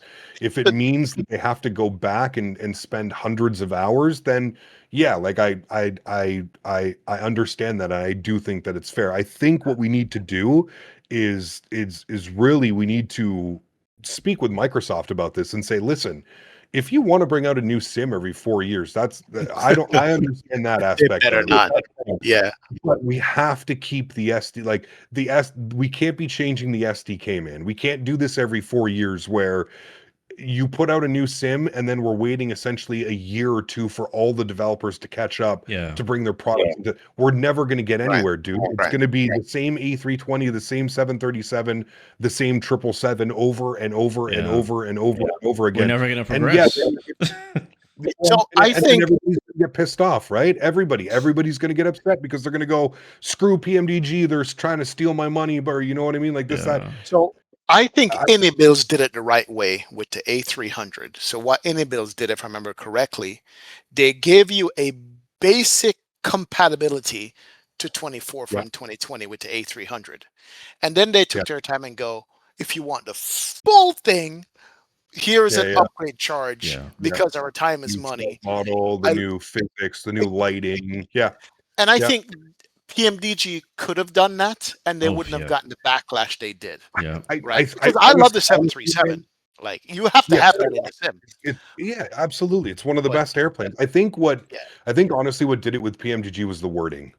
I think that's where I yeah. think they I understand like what is being done. Like you don't want to go out there and tell everybody like, oh hey, it's gonna cost you 29. How much was it? Was A it cup of coffee is 29.99? what he said. Yeah, right. Like he obviously didn't want to come out, and that's where again I think we need to have a little bit more transparency. Like I think it's fine if you want to charge like for, you know, you've had to put a ton of work into this airplane to get it working properly. Like I understand that, and I just like anybody else, they would want to get paid for their time, and I completely understand that. But I think you need to be a little bit more transparent with the community. We can't be saying things like a couple cup of coffees and then drop a $30 price tag, and then everybody's standing there with their arms up in the air. Everybody's writing Reddit posts about how PMDG is, about how bad of a developer they are. The airplane is just a port anyways, and like it starts this whole snowball effect, and everything just goes downhill so fast. What they should have done, and I believe in honesty when it comes to marketing and stuff like that, because I think showing your human side of things, in my opinion, is the best way to sell a product. If Mhm. somebody can relate with you and somebody can understand and be like, okay, you know what, yeah man, I get it, right? Like make sense of it, you know what I mean? Like, hey guys, this is the reality.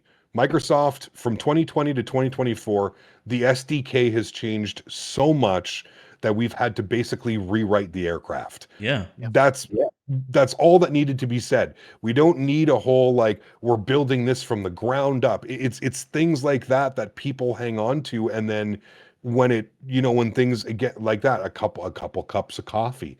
I don't know where you're from, man. A couple cup of coffees for me is like $7 to $10 Yeah. Canadian. You know what I mean? Like Expectations. or Yeah. even if I go to Starbucks, it's still $5 or $6 for a coffee. Like it's not, you know what I mean? Like I get it, but like again, I just think honesty, and I think if you look at like where developers have been successful. You look at Phoenix, you look at AnyBuilds, you look at Just Flight, you look at iFly used to be really, I gotta say, like, again, I don't want to throw shade at developers because I love the iFly 7.3 Max, but I think they've kind of fumbled this whole this whole tablet and like next gen release and native 2024 release It's taken a because while. it's taken forever and it's been quiet. There's been nothing. Again, sometimes I get it. Developers are busy and they don't want to take their time to spend, 2, 3, 4, 5 hours, however long to make a, text out a speech or have a little blurb somewhere. I get it. They're busy. But the transparency to me is what really, um, I think that's the most relatable thing to people. And again, I think if PMDG came out and they were just honest and said like, "Hey, man, the SDK has changed so much that we've basically had to rewrite the entire aircraft. We're going to spend more man hours trying to port it over from 2020 to 2024. It's honestly easier and it's going to be better for you as a consumer if we just start fresh and sure, we're going to take some of the code and some of the stuff that came from the other version, but a lot of that isn't compatible. So we're going to have to rewrite a lot of stuff. And, say what you will, dude. Say what you will about the 7.3. Again, I It's a still stand staple. behind. I still feel like the price tag was worth it. I get it. It's not a price tag that I'm happy with, but trust me, I would have been much happier with $10 or $15, right? Like I think everybody would have been, but I'm not like for a product that I use so much that I get Yeah. so much time and so much hours of enjoyment out of. For me, $30 is a no-brainer. That's I will make that $30 back in time spent in my sim in that aircraft probably within the first couple of months. You know You've what I flown mean? your $30 out of the airplane a long time Absolutely. ago. And I always say that to people. I always say if you think about it and you think about hobbies in life, there's not much like if you're an avid flight simmer, let's say what, you're spending 10, 15, 20 hours a week in the simulator. Think about how much time like you have to in order to like not drive yourself, at least for me, to not drive myself crazy with this hobby and how much money I spend doing this is to justify my price to how much money am I spending versus how much time am I in the sim. If I buy a product for $20 and I spend 200 hours using that product, to me, there's Yeah. not very many things in life that I can spend $20 on and get 200 hours of enjoyment out of. True. Right? True. True. True. When you What put it else that is way, there? it makes sense. Mhm. True. Absolutely. Like Yeah. what else is there? Like even if you think about it, like even like I was trying to think like okay, movies.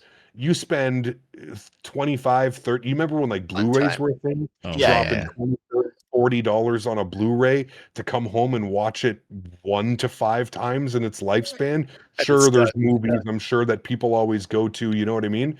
But if you think about it that way and you break it down, like, yeah, dude, I get it.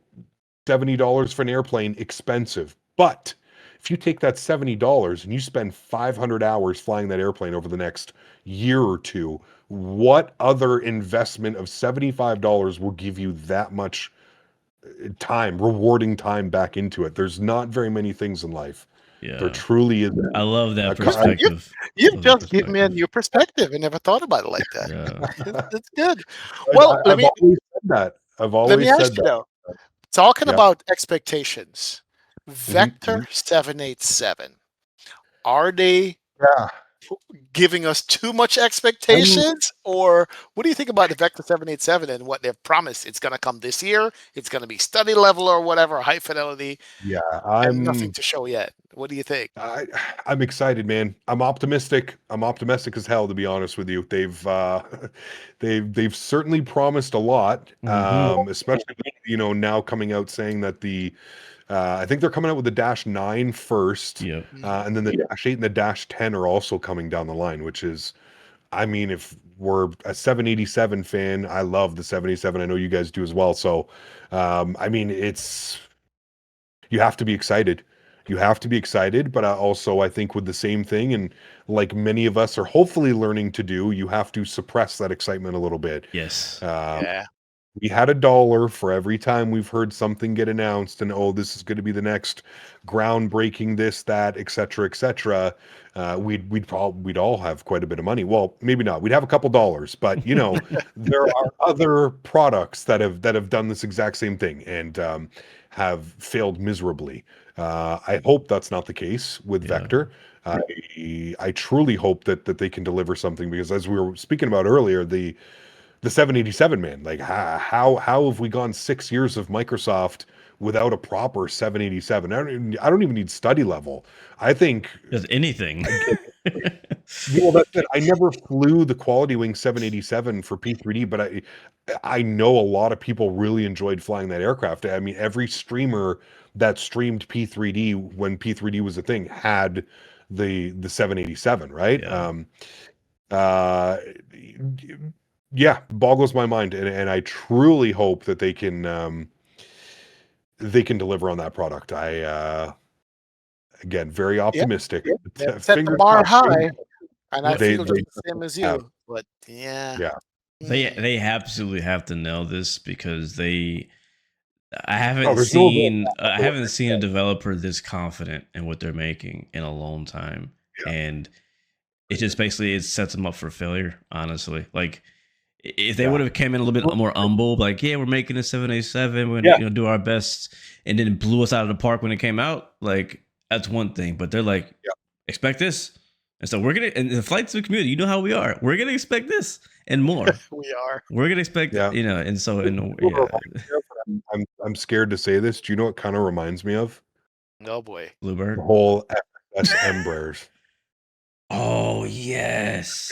It reminds me about that, man. Yes. Where they're promising all of this, and this is going to be the best add-on, and this is going to be this, and it's going to be that, and then it turned into like, oh well, it's not going to have VNAV on release, and then it turned into oh well, this is going to be an early access release, and here we are, man. 5 years later, they barely have VNAV and LNAV implementation. It's crazy. Sure, the aircraft is fun to fly, but 5 years ago, when you promised a certain product and we're still kind of sitting here twiddling our thumbs waiting for said product, it gives me shades of that, and I hope, by the sounds of it, it doesn't sound like it's going to go down that road, and from everything we've seen so far, it doesn't sound like it's going to go down that road. But I'm with you, Blue, 100%, man. I'm more with the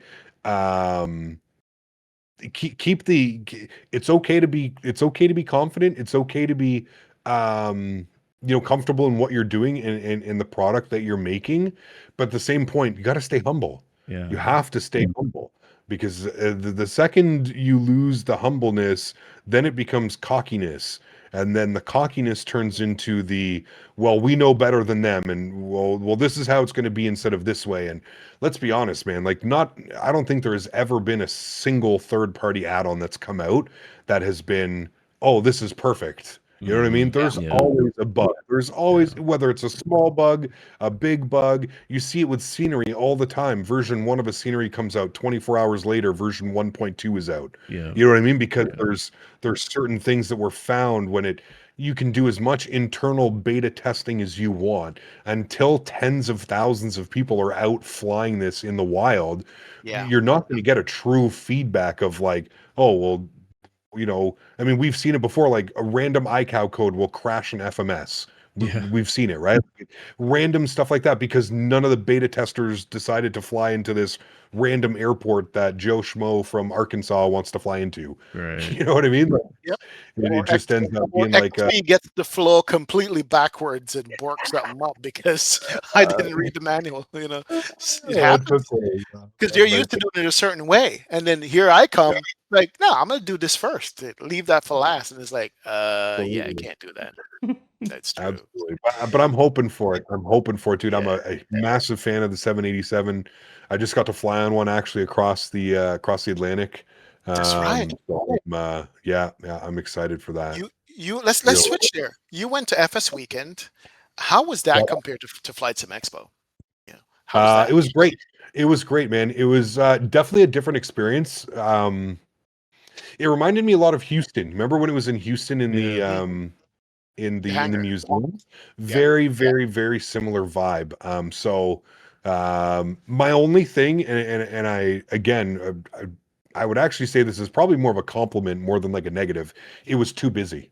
Hmm. Oh wow. And I think again that just goes to show you the growth of the community. Saturday afternoon was absolutely bananas. I Hmm. got there about 45 minutes after the doors opened, and you could not even turn around. Oh Wow. Like I wow. had a backpack on because I had some stickers and some stuff that I wanted to hand out, and I was doing some content for indie builds. So I had a backpack on, and like walking around, and Dan was behind me, so I would like constantly turn my shoulder, you know what I mean, to like try and talk to Dan. The second you turn your shoulder, your bag's just clipping into people because it's just Wow. so restricted. And I think this year again, it's been well, every year honestly has just been it's been so crazy, and there's so many products being announced and revealed, and that it's so busy. There's just so many people that want to take part in this hobby, and it's if you think about it, we don't have these opportunities very often. Twice a year. Once if you live in Europe to go to the Netherlands, and once if you live, you know, I get some Europeans come over for FS Expo and stuff like that, but there's really only two times a year where you can go and physically touch the overhead panel that you've seen, or Yeah. the throttle that you were thinking about buying, or the Thrustmaster pendular yoke that you see content creators or your friend has, but you want to be able to try it, you know what I mean, before spending a good amount of money on purchasing it, or trying force feedback joystick from Moza for the first time. Where else do you get to do these types of things, right? And like if you're going to invest, like myself, as I feel like, especially as I'm getting older, if I'm going to invest a significant amount of money in something, hell, I would love to be able to try it, right? Yeah. Like I would love to be able to see it. I'd love to be able to see it. And you know, another big thing, and I'll say this, I know XP, you've been doing some stuff, and I always am watching both of your videos, by the way. But I love the unboxing stuff that Blue and XP do. I always said that that's like one thing I wish I could actually get into. That's one thing I think I would be somewhat decent at, minus the whole editing thing. It just for whatever reason, dude, the editing just it doesn't. Maybe I just need to find a good editing tool. Maybe I'm kind of using an older Sony Vegas, and Hmm. I feel like I'm very limited in what I can do. But I love the unboxing videos, and Rosefire. Rosefire has been reaching out to me for, I would say probably at least like the last like 9 months to a year maybe, and my response to them is always like, well, you know, like I don't know if I have room for it. Like I don't know how I would incorporate in, because I'm fair. I'm trying to be honest with these people. Like I don't have a camera system that points at my overhead. Like I don't know how much advertising I can do for an overhead for you. Like that's Yeah. just my realistic. Other than telling people like, hey, you know, I got a live stream, and people are going to see me pushing buttons up top, and they're going to be like, hey, what are you using? And I can be like, oh, I'm using the Rosefire, blah blah blah blah blah, or you know what I mean? I'm using the Wing Control. Like other than doing that, like I can't really offer much. And that's why I love the unboxing stuff, and I think you guys both do a great job at that, because um, that's something that actually I would like to start getting into, because I feel that then like I legitimately like I can, I don't know, maybe it just makes it valid in my brain that like I would take a sponsorship, or because Hmm. like I can actually showcase the product and stuff. But to be at FS weekend and be able to go to Rosefire, this like, sorry, my brain goes off. Can you tell I have ADD, guys? It just Keep runs. talking. My brain just runs in a million different directions when I'm supposed to be on one subject. Sorry, No, no, This no, is no. this Go is ahead, why man. why Go you're ahead. such a good streamer. Exactly. maybe this is why it is. I can just boop, boop, boop, boop. But to be able to go to Rosefire and to be able to like physically touch them and be like, wow, okay, this is high quality, this is nice. I actually would like one of these. Do you know what I mean? So being able to see them and speak with them, and being able to see it firsthand, that's why I think these expos are so damn important, man. Oh yeah. Um, It's I also always hard to say it. tell when you get an email from a company you never heard of if one, are they Ah, legit? man, Two, is their product worth even reviewing in the first place? You know what I mean? And so, that's it. That's it. It's, I'm a huge like I'm very much like if I'm not going to use it, I'm not going to try and promote it, right? Like Mhm. the amount of, and again, this is not a brag. This is for anybody, and I'm sure you guys are in the same boat. For anybody that has any type of social media footprint, whether it's a YouTube channel, a Twitch channel, an Instagram, a Facebook, whatever it may be, you're constantly getting emails. Every week, you're getting emails to advertise this, or are you interested in partnering with this guy? The amount of no's that I give out in like a 2 to 3 week period is like actually insane. Yeah. Because I look at it and I go, why am I going to try and sell something to somebody that I'm not going to use? Yeah. Like, I don't want to be that person, man. I have no problem taking sponsorships and taking on contracts or people that want to advertise or brand whatever. I have no problem doing that, but I have to believe in the product and I have to want to use the product, Yeah. right? Like, I'm not interested in just taking you know, $1,000 price tag to go tell my chat, hey guys, go download this app Go for buy this this. that is Right. completely, you know, has nothing to do with flight simulation, but because I'm a YouTuber, you're gonna go and click on this link and go support me, right? Like, I don't want to be that person. Dude. I Yeah. would much rather, you know, Hardware videos is a slippery slope. And at first I was it is. like, yes, I get all this stuff. And then one day I realized that, oh crap, I got all this stuff, Dude. nowhere to store it. I don't use them. Oh man. Yeah. And I try not to be negative on products, but I'm like, Yeah. you decide if you want to spend $500 on this. All I can just Yeah. shows you what it looks like. Yeah.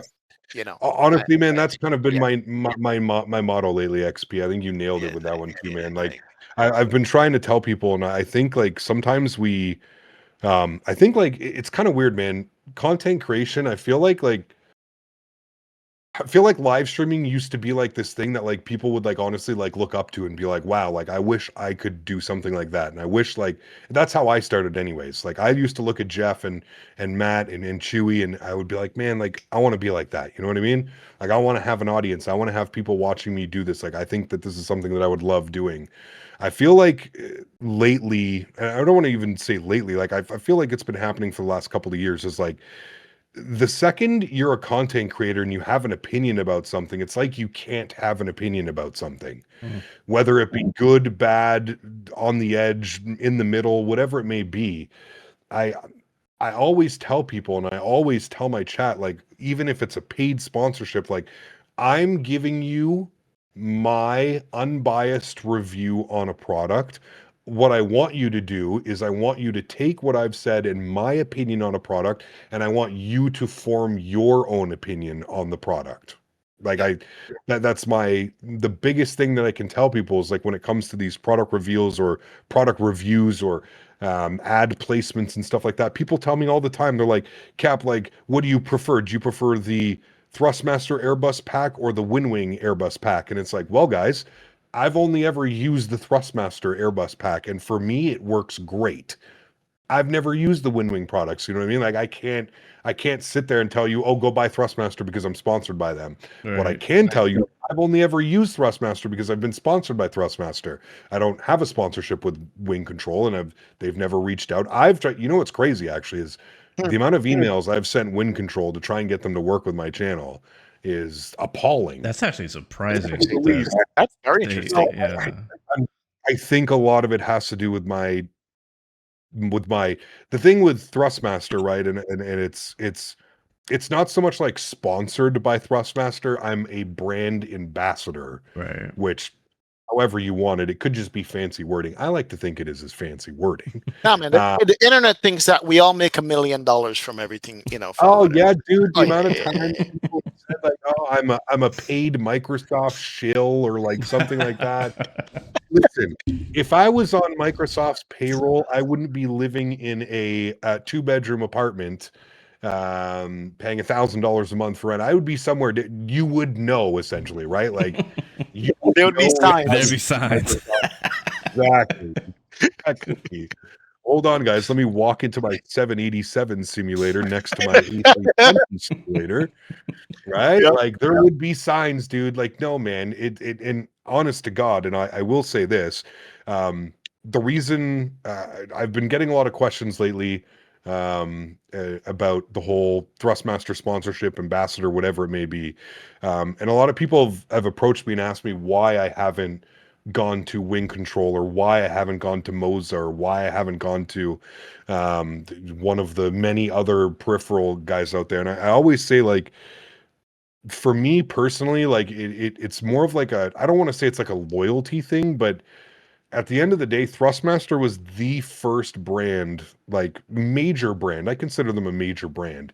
I think people are always so quick to forget how good the TCA Airbus pack is, how it just fits onto your desk. I know that there's other products out there, and I know that there's quality competition now, but I think people are just so easily to forget, and just how good the Boeing yoke is. The Airbus, like the Boeing yoke, it's still the best yoke on the market. Can That I now just I pin get that? it. Wing control is coming Hold out. on.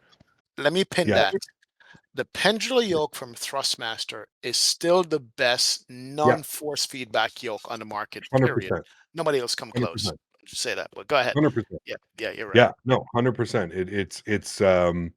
It but I just feel like it's weird that we have like this like whole like competition between, like, oh, Thrustmaster's dead because wing control is doing well and stuff like that. And it's like, guys, like, do you not remember that like Thrustmaster was the only one other than like Honeycomb, which is a completely different yoke market if you think about it. One is a general aviation yoke, one is meant for commercial.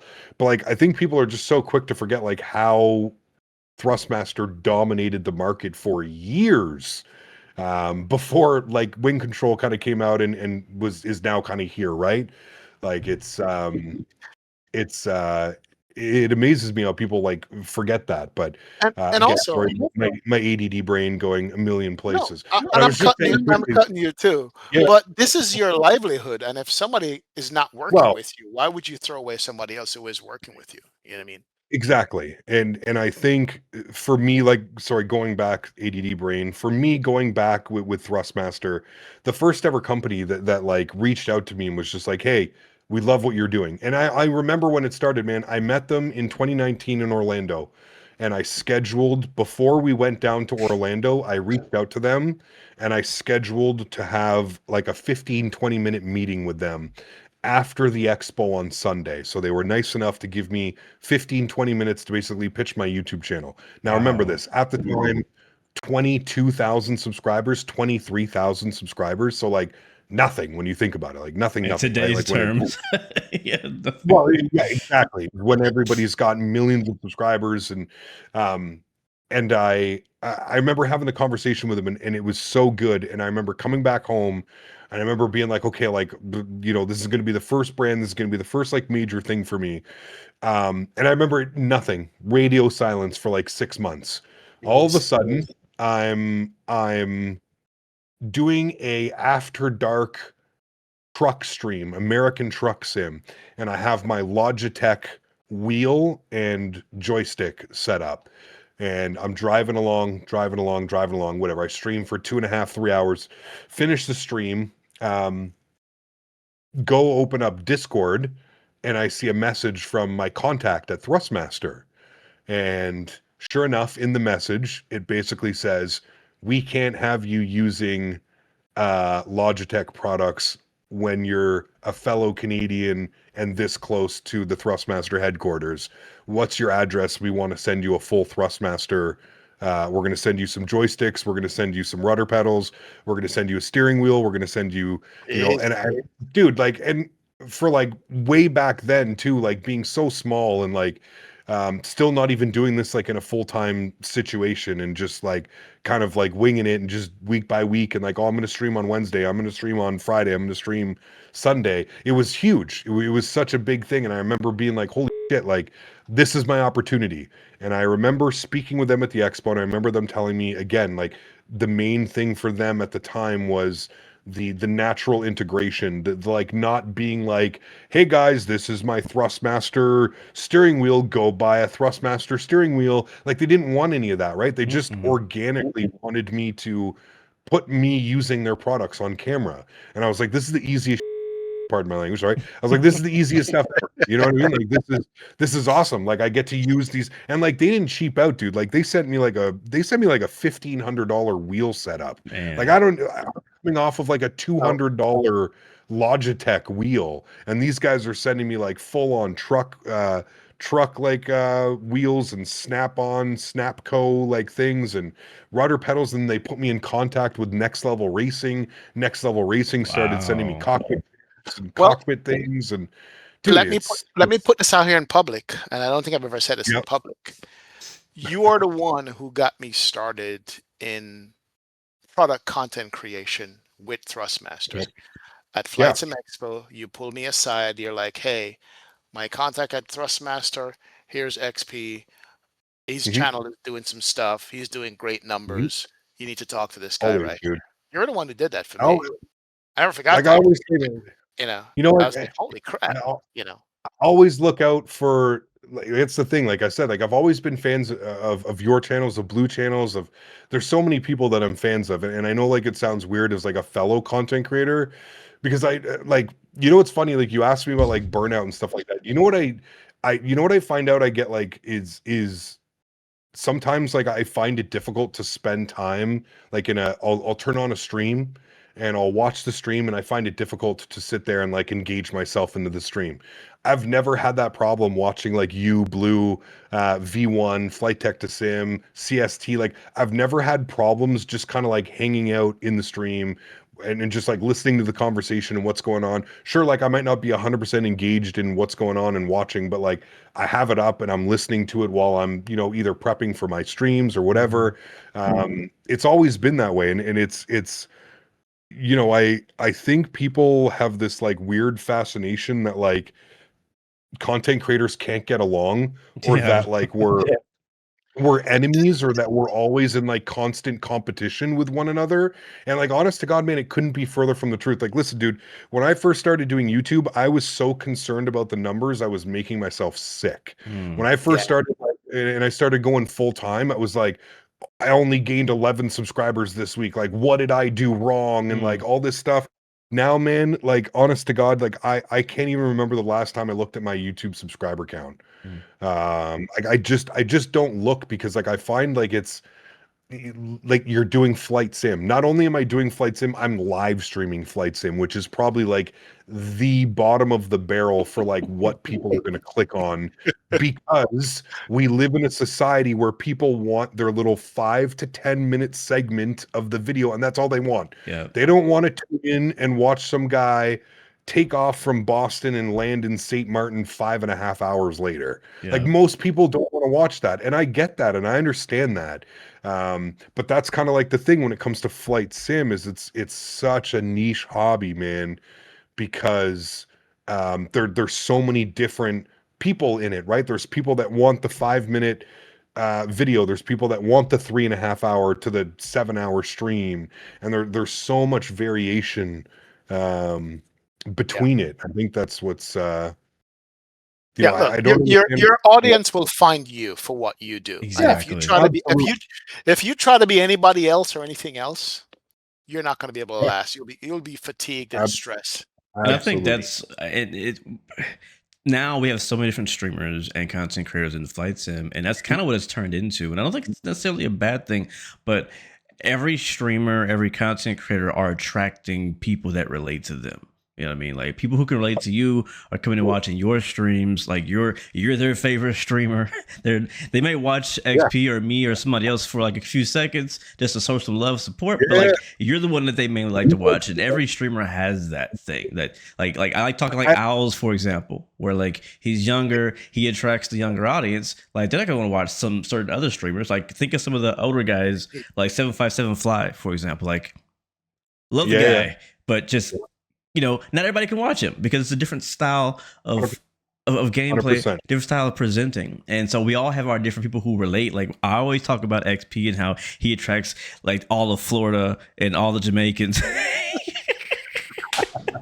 know what I mean? Like I feel like if it wasn't for XP, we wouldn't have Jamaicans in flights. I don't know. I'm just kidding. But you know what I'm saying? Like the point is like when we watch streamers or we watch content creators, there's there's the entertainment factor, but it's also like there's certain things that we relate to. It may just be aviation, Yeah. or maybe hey, you're also from Canada, or hey, you also are a welder, or you also have a similar sense of humor. You mentioned it at the very beginning of the recording, is that you wore this that the shirt because it's part of your sense of humor, and you attracted people who share Yep. your sense of humor. And I think that's why Yeah. you hold those people there with you. And I think for any new streamer or anybody who's trying to grow, like you have to understand, like you have to be you, and you're gonna attract people who are like you. Now, there Yep. is niches within niches, Right. So you do have to be careful if you're really trying to grow a channel that you really take advantage of the niches that you are most interested in. It's hard for me because Yeah, yeah, I like so many different things.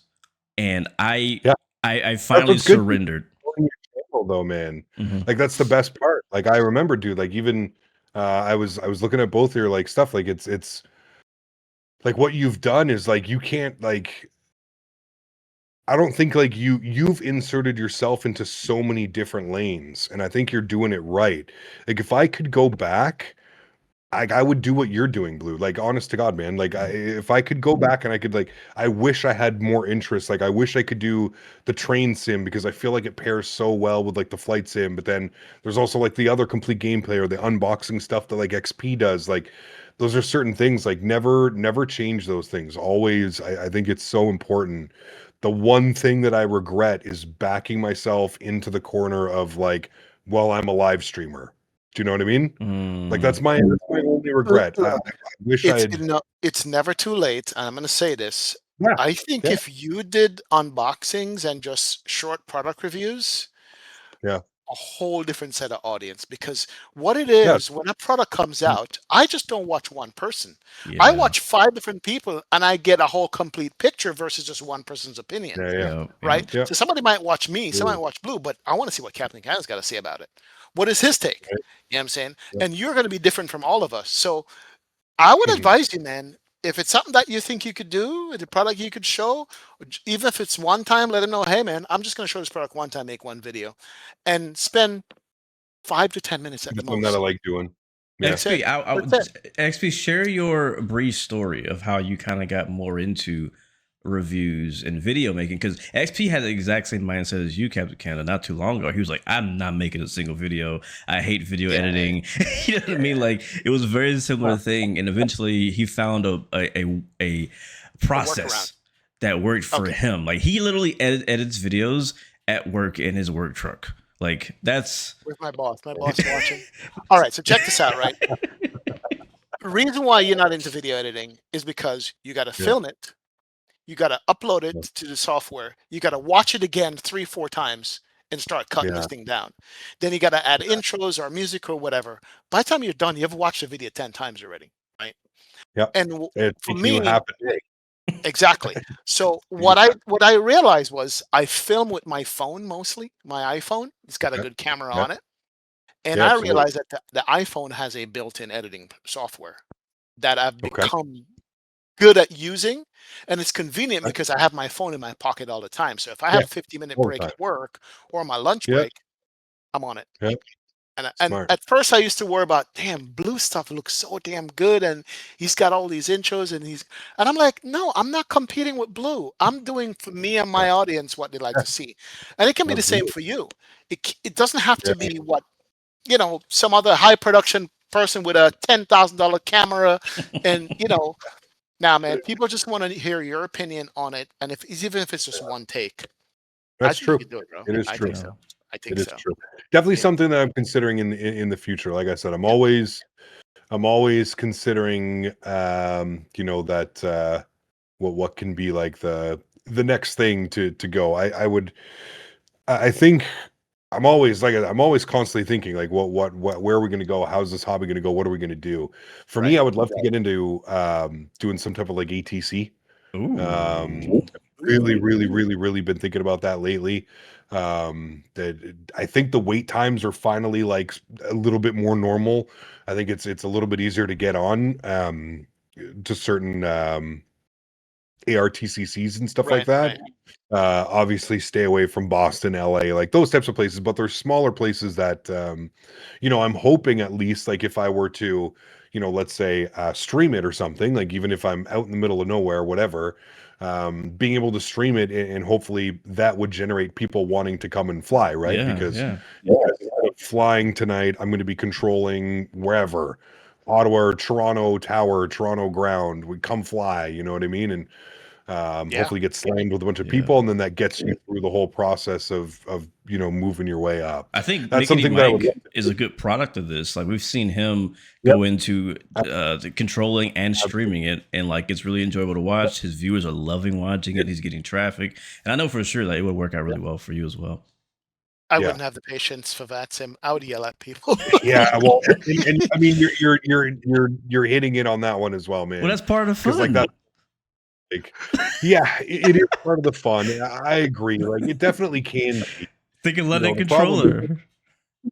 Yeah, I mean, yeah, dude. Like I've seen a few VATSIM streams of people who are not like big streamers, and it's funny is that, and I think about this when I fly on VATSIM, because all we hear is what they say when they push to talk, but what you don't hear is what they say when they're not on push to talk, and that's super hilarious. Yeah. What is this guy doing? Why is he just sitting? Like,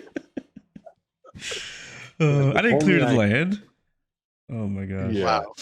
Dude, Hey? it could be fun though. I agree with you. That's definitely something I don't know if I'll get around to it. Well, I don't know. We'll see. The unboxing stuff is something that I would definitely love to get into, and the whole VATSIM controlling thing. I think we have a crazy year coming up, though, to be honest with you. I think we're going to be so busy with the Expo coming up, with the A220 coming, the 7.5 coming, hopefully the Majestic Q400, hopefully the PMDG 7.4, the Vector 787. I mean, all of this stuff potentially by the end of the year. I mean, most of it before the end of the year. The only one that I'm not sure about is PMDG, and then you add in, we've got the Expo. I think I mentioned that, but we got the Expo in June in Minneapolis. And then for myself, we're back doing World Flight again this year. Nice. Oh, that's right. We're Wow. going to be doing World Flight. We're doing it at CSTs. So he's got his whole nice. A320 sim. So we're hoping, fingers crossed, that the Phoenix A321 Neo is out by then, which is November, first week in November. We hope it's out by then because we're going to be using that as the aircraft to do that. So that's the plan right now. I don't know if anything's changed, but that's a busy year, man. That's a very busy year. Between all those releases, and then God knows what else, if there's going to be other traveling, or it's going to be this, or there's going to be that. Microsoft 2027, 28. Like, X-Plane 13. I mean, I'm kind of wondering when they're going to announce it. If they are going to announce it, I'm assuming next Expo maybe. If they were to announce anything, like one's coming, like a year away. I don't see why they wouldn't do it. I honestly, to me, this has been a massive success from them. Again, I'm not looking at the number side of things. I can only judge from the what I see in the community and stuff like that. But in my opinion, this has to be a massive win for Microsoft. And I think that's pretty clear with 2024 being confirmed. Obviously, it was everything, it was 2020 was a great stepping stone, and they've obviously either exceeded their expectations or they met their expectations of what they thought were going to happen. So hopefully 2024 now, especially with the release on PS5, you have to think that brings in another million? Yeah. Oh yeah. At least, right? At least. Matter of fact, PlayStation has a bigger audience than Xbox. So if they get 100%. The marketplace up, then they'll That's what I'm saying, man. I know XP doesn't want it. He doesn't want another version of Microsoft Flight Sim, but I think they finally got it right. But 24 is finally good. I think they have to. Yeah. They have to. Unfortunately, and the same goes for X-Plane. They both have to produce another one. 100%. You got people on the payroll. I mean, if they can hold out to 2030, they can make some sort of special, even year edition type of thing. I would vote for 2030 personally, because that leaves us a longer period of time for third-party development to develop and get better and release more of their products instead of resetting again at the next sim. I think kind of slightly backtracking to what you mentioned before about the SDK and how developers have to start over every time. If they could make it so that if they make a new one, don't just support the old SDK code, but give these developers access to it much sooner. I'm talking a year maybe, because it tends to take them 2 years to produce something. So let them know what you're changing, get them involved even more than you did last time, so that way we can have a much smoother release in the next one. If 2024 sorry. Yeah. No, I was just going to say, the only thing that sucks for me is what XP was just saying is 2024 is finally at a great stage. I feel like Sim Update 4 with the new night lighting and everything and all the enhancements that Like 2024 is in its best spot right now. And if you think about it, what kind of sucks is like we're only 2 years away from a new sim now, potentially, right? Oh my God. Like already, like already, and we're just getting into like the meat and potatoes of 2024. It's finally at a point where like everybody's like, all right, this is the experience that we wanted on release date. You know what I mean? Wasn't Yeah. it like this on Yeah. 2020 as well? Like right towards the end of the life of 2020 when 24 was announced, like 2020 had finally gotten the 737. Like we were finally getting like the third parties dropping their stuff, and then boom, a new sim start all over again. For me, 2020, I think the big thing was like Sim Update 5, Sim Update Yeah. 6 when they introduced the crazy performance. We just downloaded it and it was like almost overnight we got like 50% performance increases. We went from 20, 30 frames to like 45, 50 frames on like a modest system. That to me was the huge one for 2020. And that was again probably like Sim Update 5, probably 10, 12, 14 months into the life of 2020. Whereas I feel like 2024 was a little bit better, but again, yeah, I think it was they under delivered in my opinion. Yeah. I mean, if you even go back to well, never mind, we won't talk about that. I was gonna say if you go back to the reveal event, but we're kind of under I think we're still under a thing we can't really talk about the whole reveal event thing, We but can't. I don't apparently we're not supposed to, but that might have only been for a timeline. But anyways, we can go into I've it. been Sure, talking why not? about it. I've Yeah, not been holding nothing back we- from that event. I told everything. The only Yeah. thing that like I found just a little bit questionable with the event that we went to for the 2024 reveal was I don't know about you guys, but like I remember them like adamantly telling us that like we were using a really old version of the sim. We were using like a Mhm. 6 to 8 month old stable version of the sim, and the sim had increased, so much, and we were kind of only getting a very small snippet of like an early render of 2024, and they promised like all these big things. And I remember like coming out of like the 2024, and I was like, okay, like it's good. It's definitely a step forward. You could tell by the weather, and for me, the biggest thing that I pulled out of the reveal event was just how much better the aircraft felt on the ground and flying. I remember Yeah. flying a GA airplane, and it actually felt like there was some weight to it, and I had to give like the controls an actual, a little bit of force to move the aircraft around. But my God, dude, I swear, I don't know what happened, but when we got that release, it was The I same was getting. thing. Yeah, like it did not feel like I was playing an 8-month-old stable build of the sim 6 months ago. Like this felt very much like I don't want to say rushed product, but Oh, it was rushed. I 100%. yeah, I don't 100% think it was rushed. what it wanted to be. Yeah, I think they were under a release date from Xbox Yeah, because I that think event so. was an actual Xbox event. It wasn't a Microsoft Yeah. event. It wasn't a Yeah, Soba you're event. right. You're right. It was Actually, Xbox. That sim I was think that's what released happened. at least a year or Yes, two well. early. Yeah. At Well, least a I'm year or making two the early. announcement now. If they do what Blue says and do a 2030 Microsoft Flight Sim 2030, I'll go full-time streaming in Wow. 2030. And 20 Oh, you be Woo! retired by then. Man, let's I go go, full-time baby. in 2030. It's Oh like, yeah, my that's it. goodness. That's my calling. Wow. But I yeah, think that hopefully I think that I think Microsoft and Asobo learned their lesson with the release of 2024. At least it seems they like better it had. because every hope so. sim update. You don't think so? Every sim update since has been using a very specific formula. Is they release a beta for like what 3-4 months or 2 or 3 months, and then they finally put Yeah. a stable out, and that's what we end up getting. And that's what they should have done with the whole release of 2024 was actually give a actual community beta of some sort to let the community try it, iron out the kinks, and then drop the full game like they did back in 2020. Although 2020 wasn't the best release either, we did have a pretty long alpha phase that a lot of us got access to give them feedback and whatnot, which they did not do for 2024. And I think that was a mistake. So for whatever next version they do, they gotta definitely lean on the community to iron out those details. Because one thing I learned kind of behind, I guess, closed doors, no names or nothing like that, but a lot of these testers who are testing Microsoft Flight Sim already are a part of a company that is basically like an Xbox company that just tests all games, right? There's just gamers testing these sims There's a few real world pilots in there, of course, as well, but like a lot of them are just gamers. So until we get our hands on it, right? The actual flight sim community, like they're not going to find a lot of stuff. Yeah, it's kind of crazy. Yeah, you mentioned that too. Like, I don't even know if I was like, were you asked for like any feedback like when you were at the Microsoft event? I don't think I was. I don't really think I was ever asked like, so what do you think about it? Like, what do you find needs improvement? What do you think this? What do you think that? Really, no. We were kind of just invited there. We were kind of given like, here's the sim, go crazy, do whatever you want for until basically the little SSD fills up with all the storage of content you've recorded. And then that was kind of it. Yeah. That was it. Again, an amazing experience. Like I will always remember that.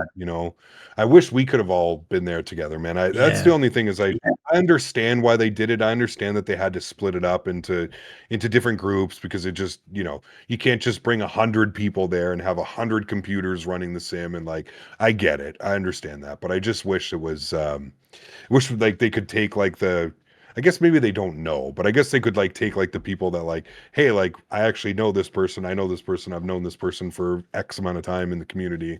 It would have just been cool to share it with like us, other like-minded people that I've had, conversations. There was a lot of people that like I was just like, I have no clue who you are, and they were like, I have no clue who you are. We were the minority. Like actual flight streamers on PC were the minority there. Yeah, it's true. Everybody else was media from some other gaming company. Yeah, there was a lot. That's another thing. True. Yeah. You're right. Actually, now that I think about that, there was a lot of media there. Like a lot of, oh, I'm from like such and such, and I was like, that's like I remember there was a lady there. She was from like, I can't remember. It wasn't like ABC or NBC, but it was something like that. Like it was like it's like a holy hell. Like that's a huge like organization. Yeah. I wrote in with a guy from Japan, and he was like an editor of some digital magazine that wasn't really gaming. I was confused. It's like, what are you doing here? But it's publicity. What are you doing? Man, yeah. Xbox money. Spend it. Xbox money. I realized do not get 3 streamers talking together because we're dude. It's been 2 hours 3 hours. 2.5 hours. I'm wondering why Henry's behind me going crazy. Like, dude, take me outside, man. Let's go. I know, man. Anything that we missed that we could talk about with you, Captain Canada? I don't know, man. I feel like we need to do this again. I feel like we just scratched the surface. I know. I feel like there's so many more things we could talk about. It's gonna be crazy. You know what we should do? We'd be cool to I don't know what your plan is at the expo or something like that, but it'd be cool to like do something like this at like an expo. Like just find like a little quiet area, a couple chairs, and maybe just like, now I guess it's like you were saying, it's a little bit difficult in like a live setting, but this is a cool concept. I like this whole you know what I was thinking about actually, and I was while we were setting up and like about an hour before we were doing all this thing, I was like, do you know what would be a wicked concept is if we had some type of like, I know we have your controls, but it doesn't really work. We need a native Microsoft like multiplayer where like we can do this interview all together, but like Blue flies us around for like 30 minutes, XP flies us around for like 30 minutes, I fly us around for like 30 minutes, but we're just sitting chatting as we're flying around and talking. You know what I mean? Two seats and a jump seat. That's it. Yeah. Well, that's it. And what's that guy in it's like that show. There's comedians in cars driving with my god, yes. Driving around and talking. You know what I mean? Like, dude, I love that idea. I love that idea. Gotta wait for like native multiplayer though, because it has to work flawlessly. We can't be in the middle of an interview like, oh, hold on, guys, my internet. I found the airplane. Hold on, don't land and pick me up again. Oh my god. It's kind of janky, man. True that, man. Well, we'll definitely get together again and do this again. Hopefully we can do something like this at Expo. Whether it's at Expo or not, hopefully we get together and talk more. It's always fun talking with you. Always, again, you are, like XP said, like the most consistent face in flight sim, in my opinion, and we look up to you in many ways. And so it's great to talk to you. I love you guys. That's the beauty of it, dude. We all feed off one another, dude. And like that's what I was saying. Like people love to like pretend that like there's animosity like between streamers and like other content creators and stuff. And I'm like, dude, it could not be further from like you don't understand. Like we've literally just sat here for the last 3 hours and it's felt like we've been here for like 10 minutes, like talking about like you said, we Yeah. could go on and on and on and on and on, man. And I think that's important, man. It is having and drawing inspiration from other content creators and Yes. other stuff that you see, Yeah. because that's what makes us all better content creators. And not saying you got to be like this person or be like that person, but if you can take certain things and aspects and add that to your stream. And I mean, I've always been a, like I said, sometimes like I feel, um, we have a lot of the same viewers, right? A lot of like flight sim content creators, whether you're a streamer, whether you make videos, we have a lot of the same viewers, like Yeah. believe it or not. Again, because the hobby is so niche, like I have a lot of people that are in XP stream, that are in Blue stream, that are in my stream, that are in Yeah. V1 stream, that are in Flight Deck to Sim stream, that Yeah. are in CST stream, that are in Mickety Mike stream, you know what I Yeah. mean? Like, and sometimes I feel bad, like sometimes I don't want to I don't want to draw attention away from the streamer. So sometimes if I'm like, I watch a lot of your content. I just wanted to say that and throw that out there. I've always got you guys up. I may not watch every single stream, but I've always got you guys up. And if I'm not chatting, I just sometimes it's just easier to have you guys up as I'm setting up and doing my prep stuff. And but no, I honestly appreciate the kind words, man. I've worked really hard, man, at trying to like you said, just be consistent. Just be consistent and be me. And some people don't like me, and that's perfectly fine. Some people really like me, and that's amazing, and that's great. But I'm just trying to be me, and I'm just trying to be consistent as can be. And I think to be successful, consistency is a major part of that. And being able to stream, and I told this to XP years and years and years ago. The key to becoming successful, everybody's got a different definition of successful, but in my opinion, the key to becoming successful on YouTube and being a public figure, if you will, or content creator, whatever you'd like to call it, is consistency. If people know that they can tune in on a certain day and they know that you're going to be there, whether you feel like, whether you're you know what I mean, you're hungover, you're tired, you're cold, you're sick, you're whatever happened, the fact that they can rely on you and they know that they can spend 2, 3, 4, 5 hours, kind of get them away from their world and whatever problems they got going on, or just allow them to just hang out. Some people just like to hang out, man, and I totally get that, and I respect that, and I think that's why I love your guys' content, because it's the same way. I tune into a Blue stream, it's always chill, dude. You're always vibing, man. Half the time you got glasses on, you're doing some crazy train sim stuff, dude. Like I watch your train sim stuff, dude. I have no clue what you're doing, but I watch your train sim stuff. I'm like, damn, dude, this kind of makes me want to learn train sim, because I know there's a ton of people that love train sim. The amount of times I've been asked to do train sim, farm sim, etc. Like, dude, it's crazy, you know? And I love watching XP because it's always a vibe, man. And I feel like XP myself, like, never take yourself too seriously, man. Just have fun. I've said this before. XP is literally, if I could mold a new flight sim streamer, it would literally be like XP, because the guy he doesn't let anything bug him, man. He doesn't let the trolls bug him. He doesn't let a shitty landing or a good landing bug. Nothing. He's just unfazed, man. He's there and he loves doing what he's doing, and he's having fun, man. We're That's coming it. from the days when people used to spawn on the runway in front of you when you were landing. You remember those days? How do you like? I don't think You know, my blood pressure's come down from those days. I was like, you know what? I'm not even gonna sweat it. It's like whatever, man. We're just gonna go with it. But yeah, Getting absolutely. No, banned listen. from VADSIM. Oh man, Oh you're my gonna, gosh. you're gonna write your story, man. Listen, Always ladies a and gentlemen, pleasure. Captain Always Canada. Yes, and for and having and me, Sim guys. World, don't get so offended. Let me just Yeah, say that. People fun. in the Sim World, Have don't get fun. so offended. Laugh at yourself. Yeah. Laugh at Yeah, me. just yeah, Laugh at just me. I don't care. yeah. Have fun. Just, Don't get offended. enjoy Yeah. it. Yeah. And also when you write what do you call it? When you write a 10-page paragraph about how I fly or how I didn't do something right, it's just like, Oh stop. my god, those comments. You know you've made when you're getting the Reddit post, boys. That's how There I you roll. Oh man. And, Somebody legitimately took the time to sit there and write a whole sob story about how you're a terrible person or a terrible streamer. You've done something successful. You're you're ruffling the feathers in some way. So that's how I look at it. Ladies and gentlemen, Captain Canada back again for another marathon. Appreciate it, man. Thank you, brother. Yeah. Thanks for Appreciate it. having me, guys. Appreciate Let you us guys. know in chat what we talked about, what you guys like or didn't like, because I know you will. Yep. Later, guys. Let 'em have it. Bye. See you guys. Yep.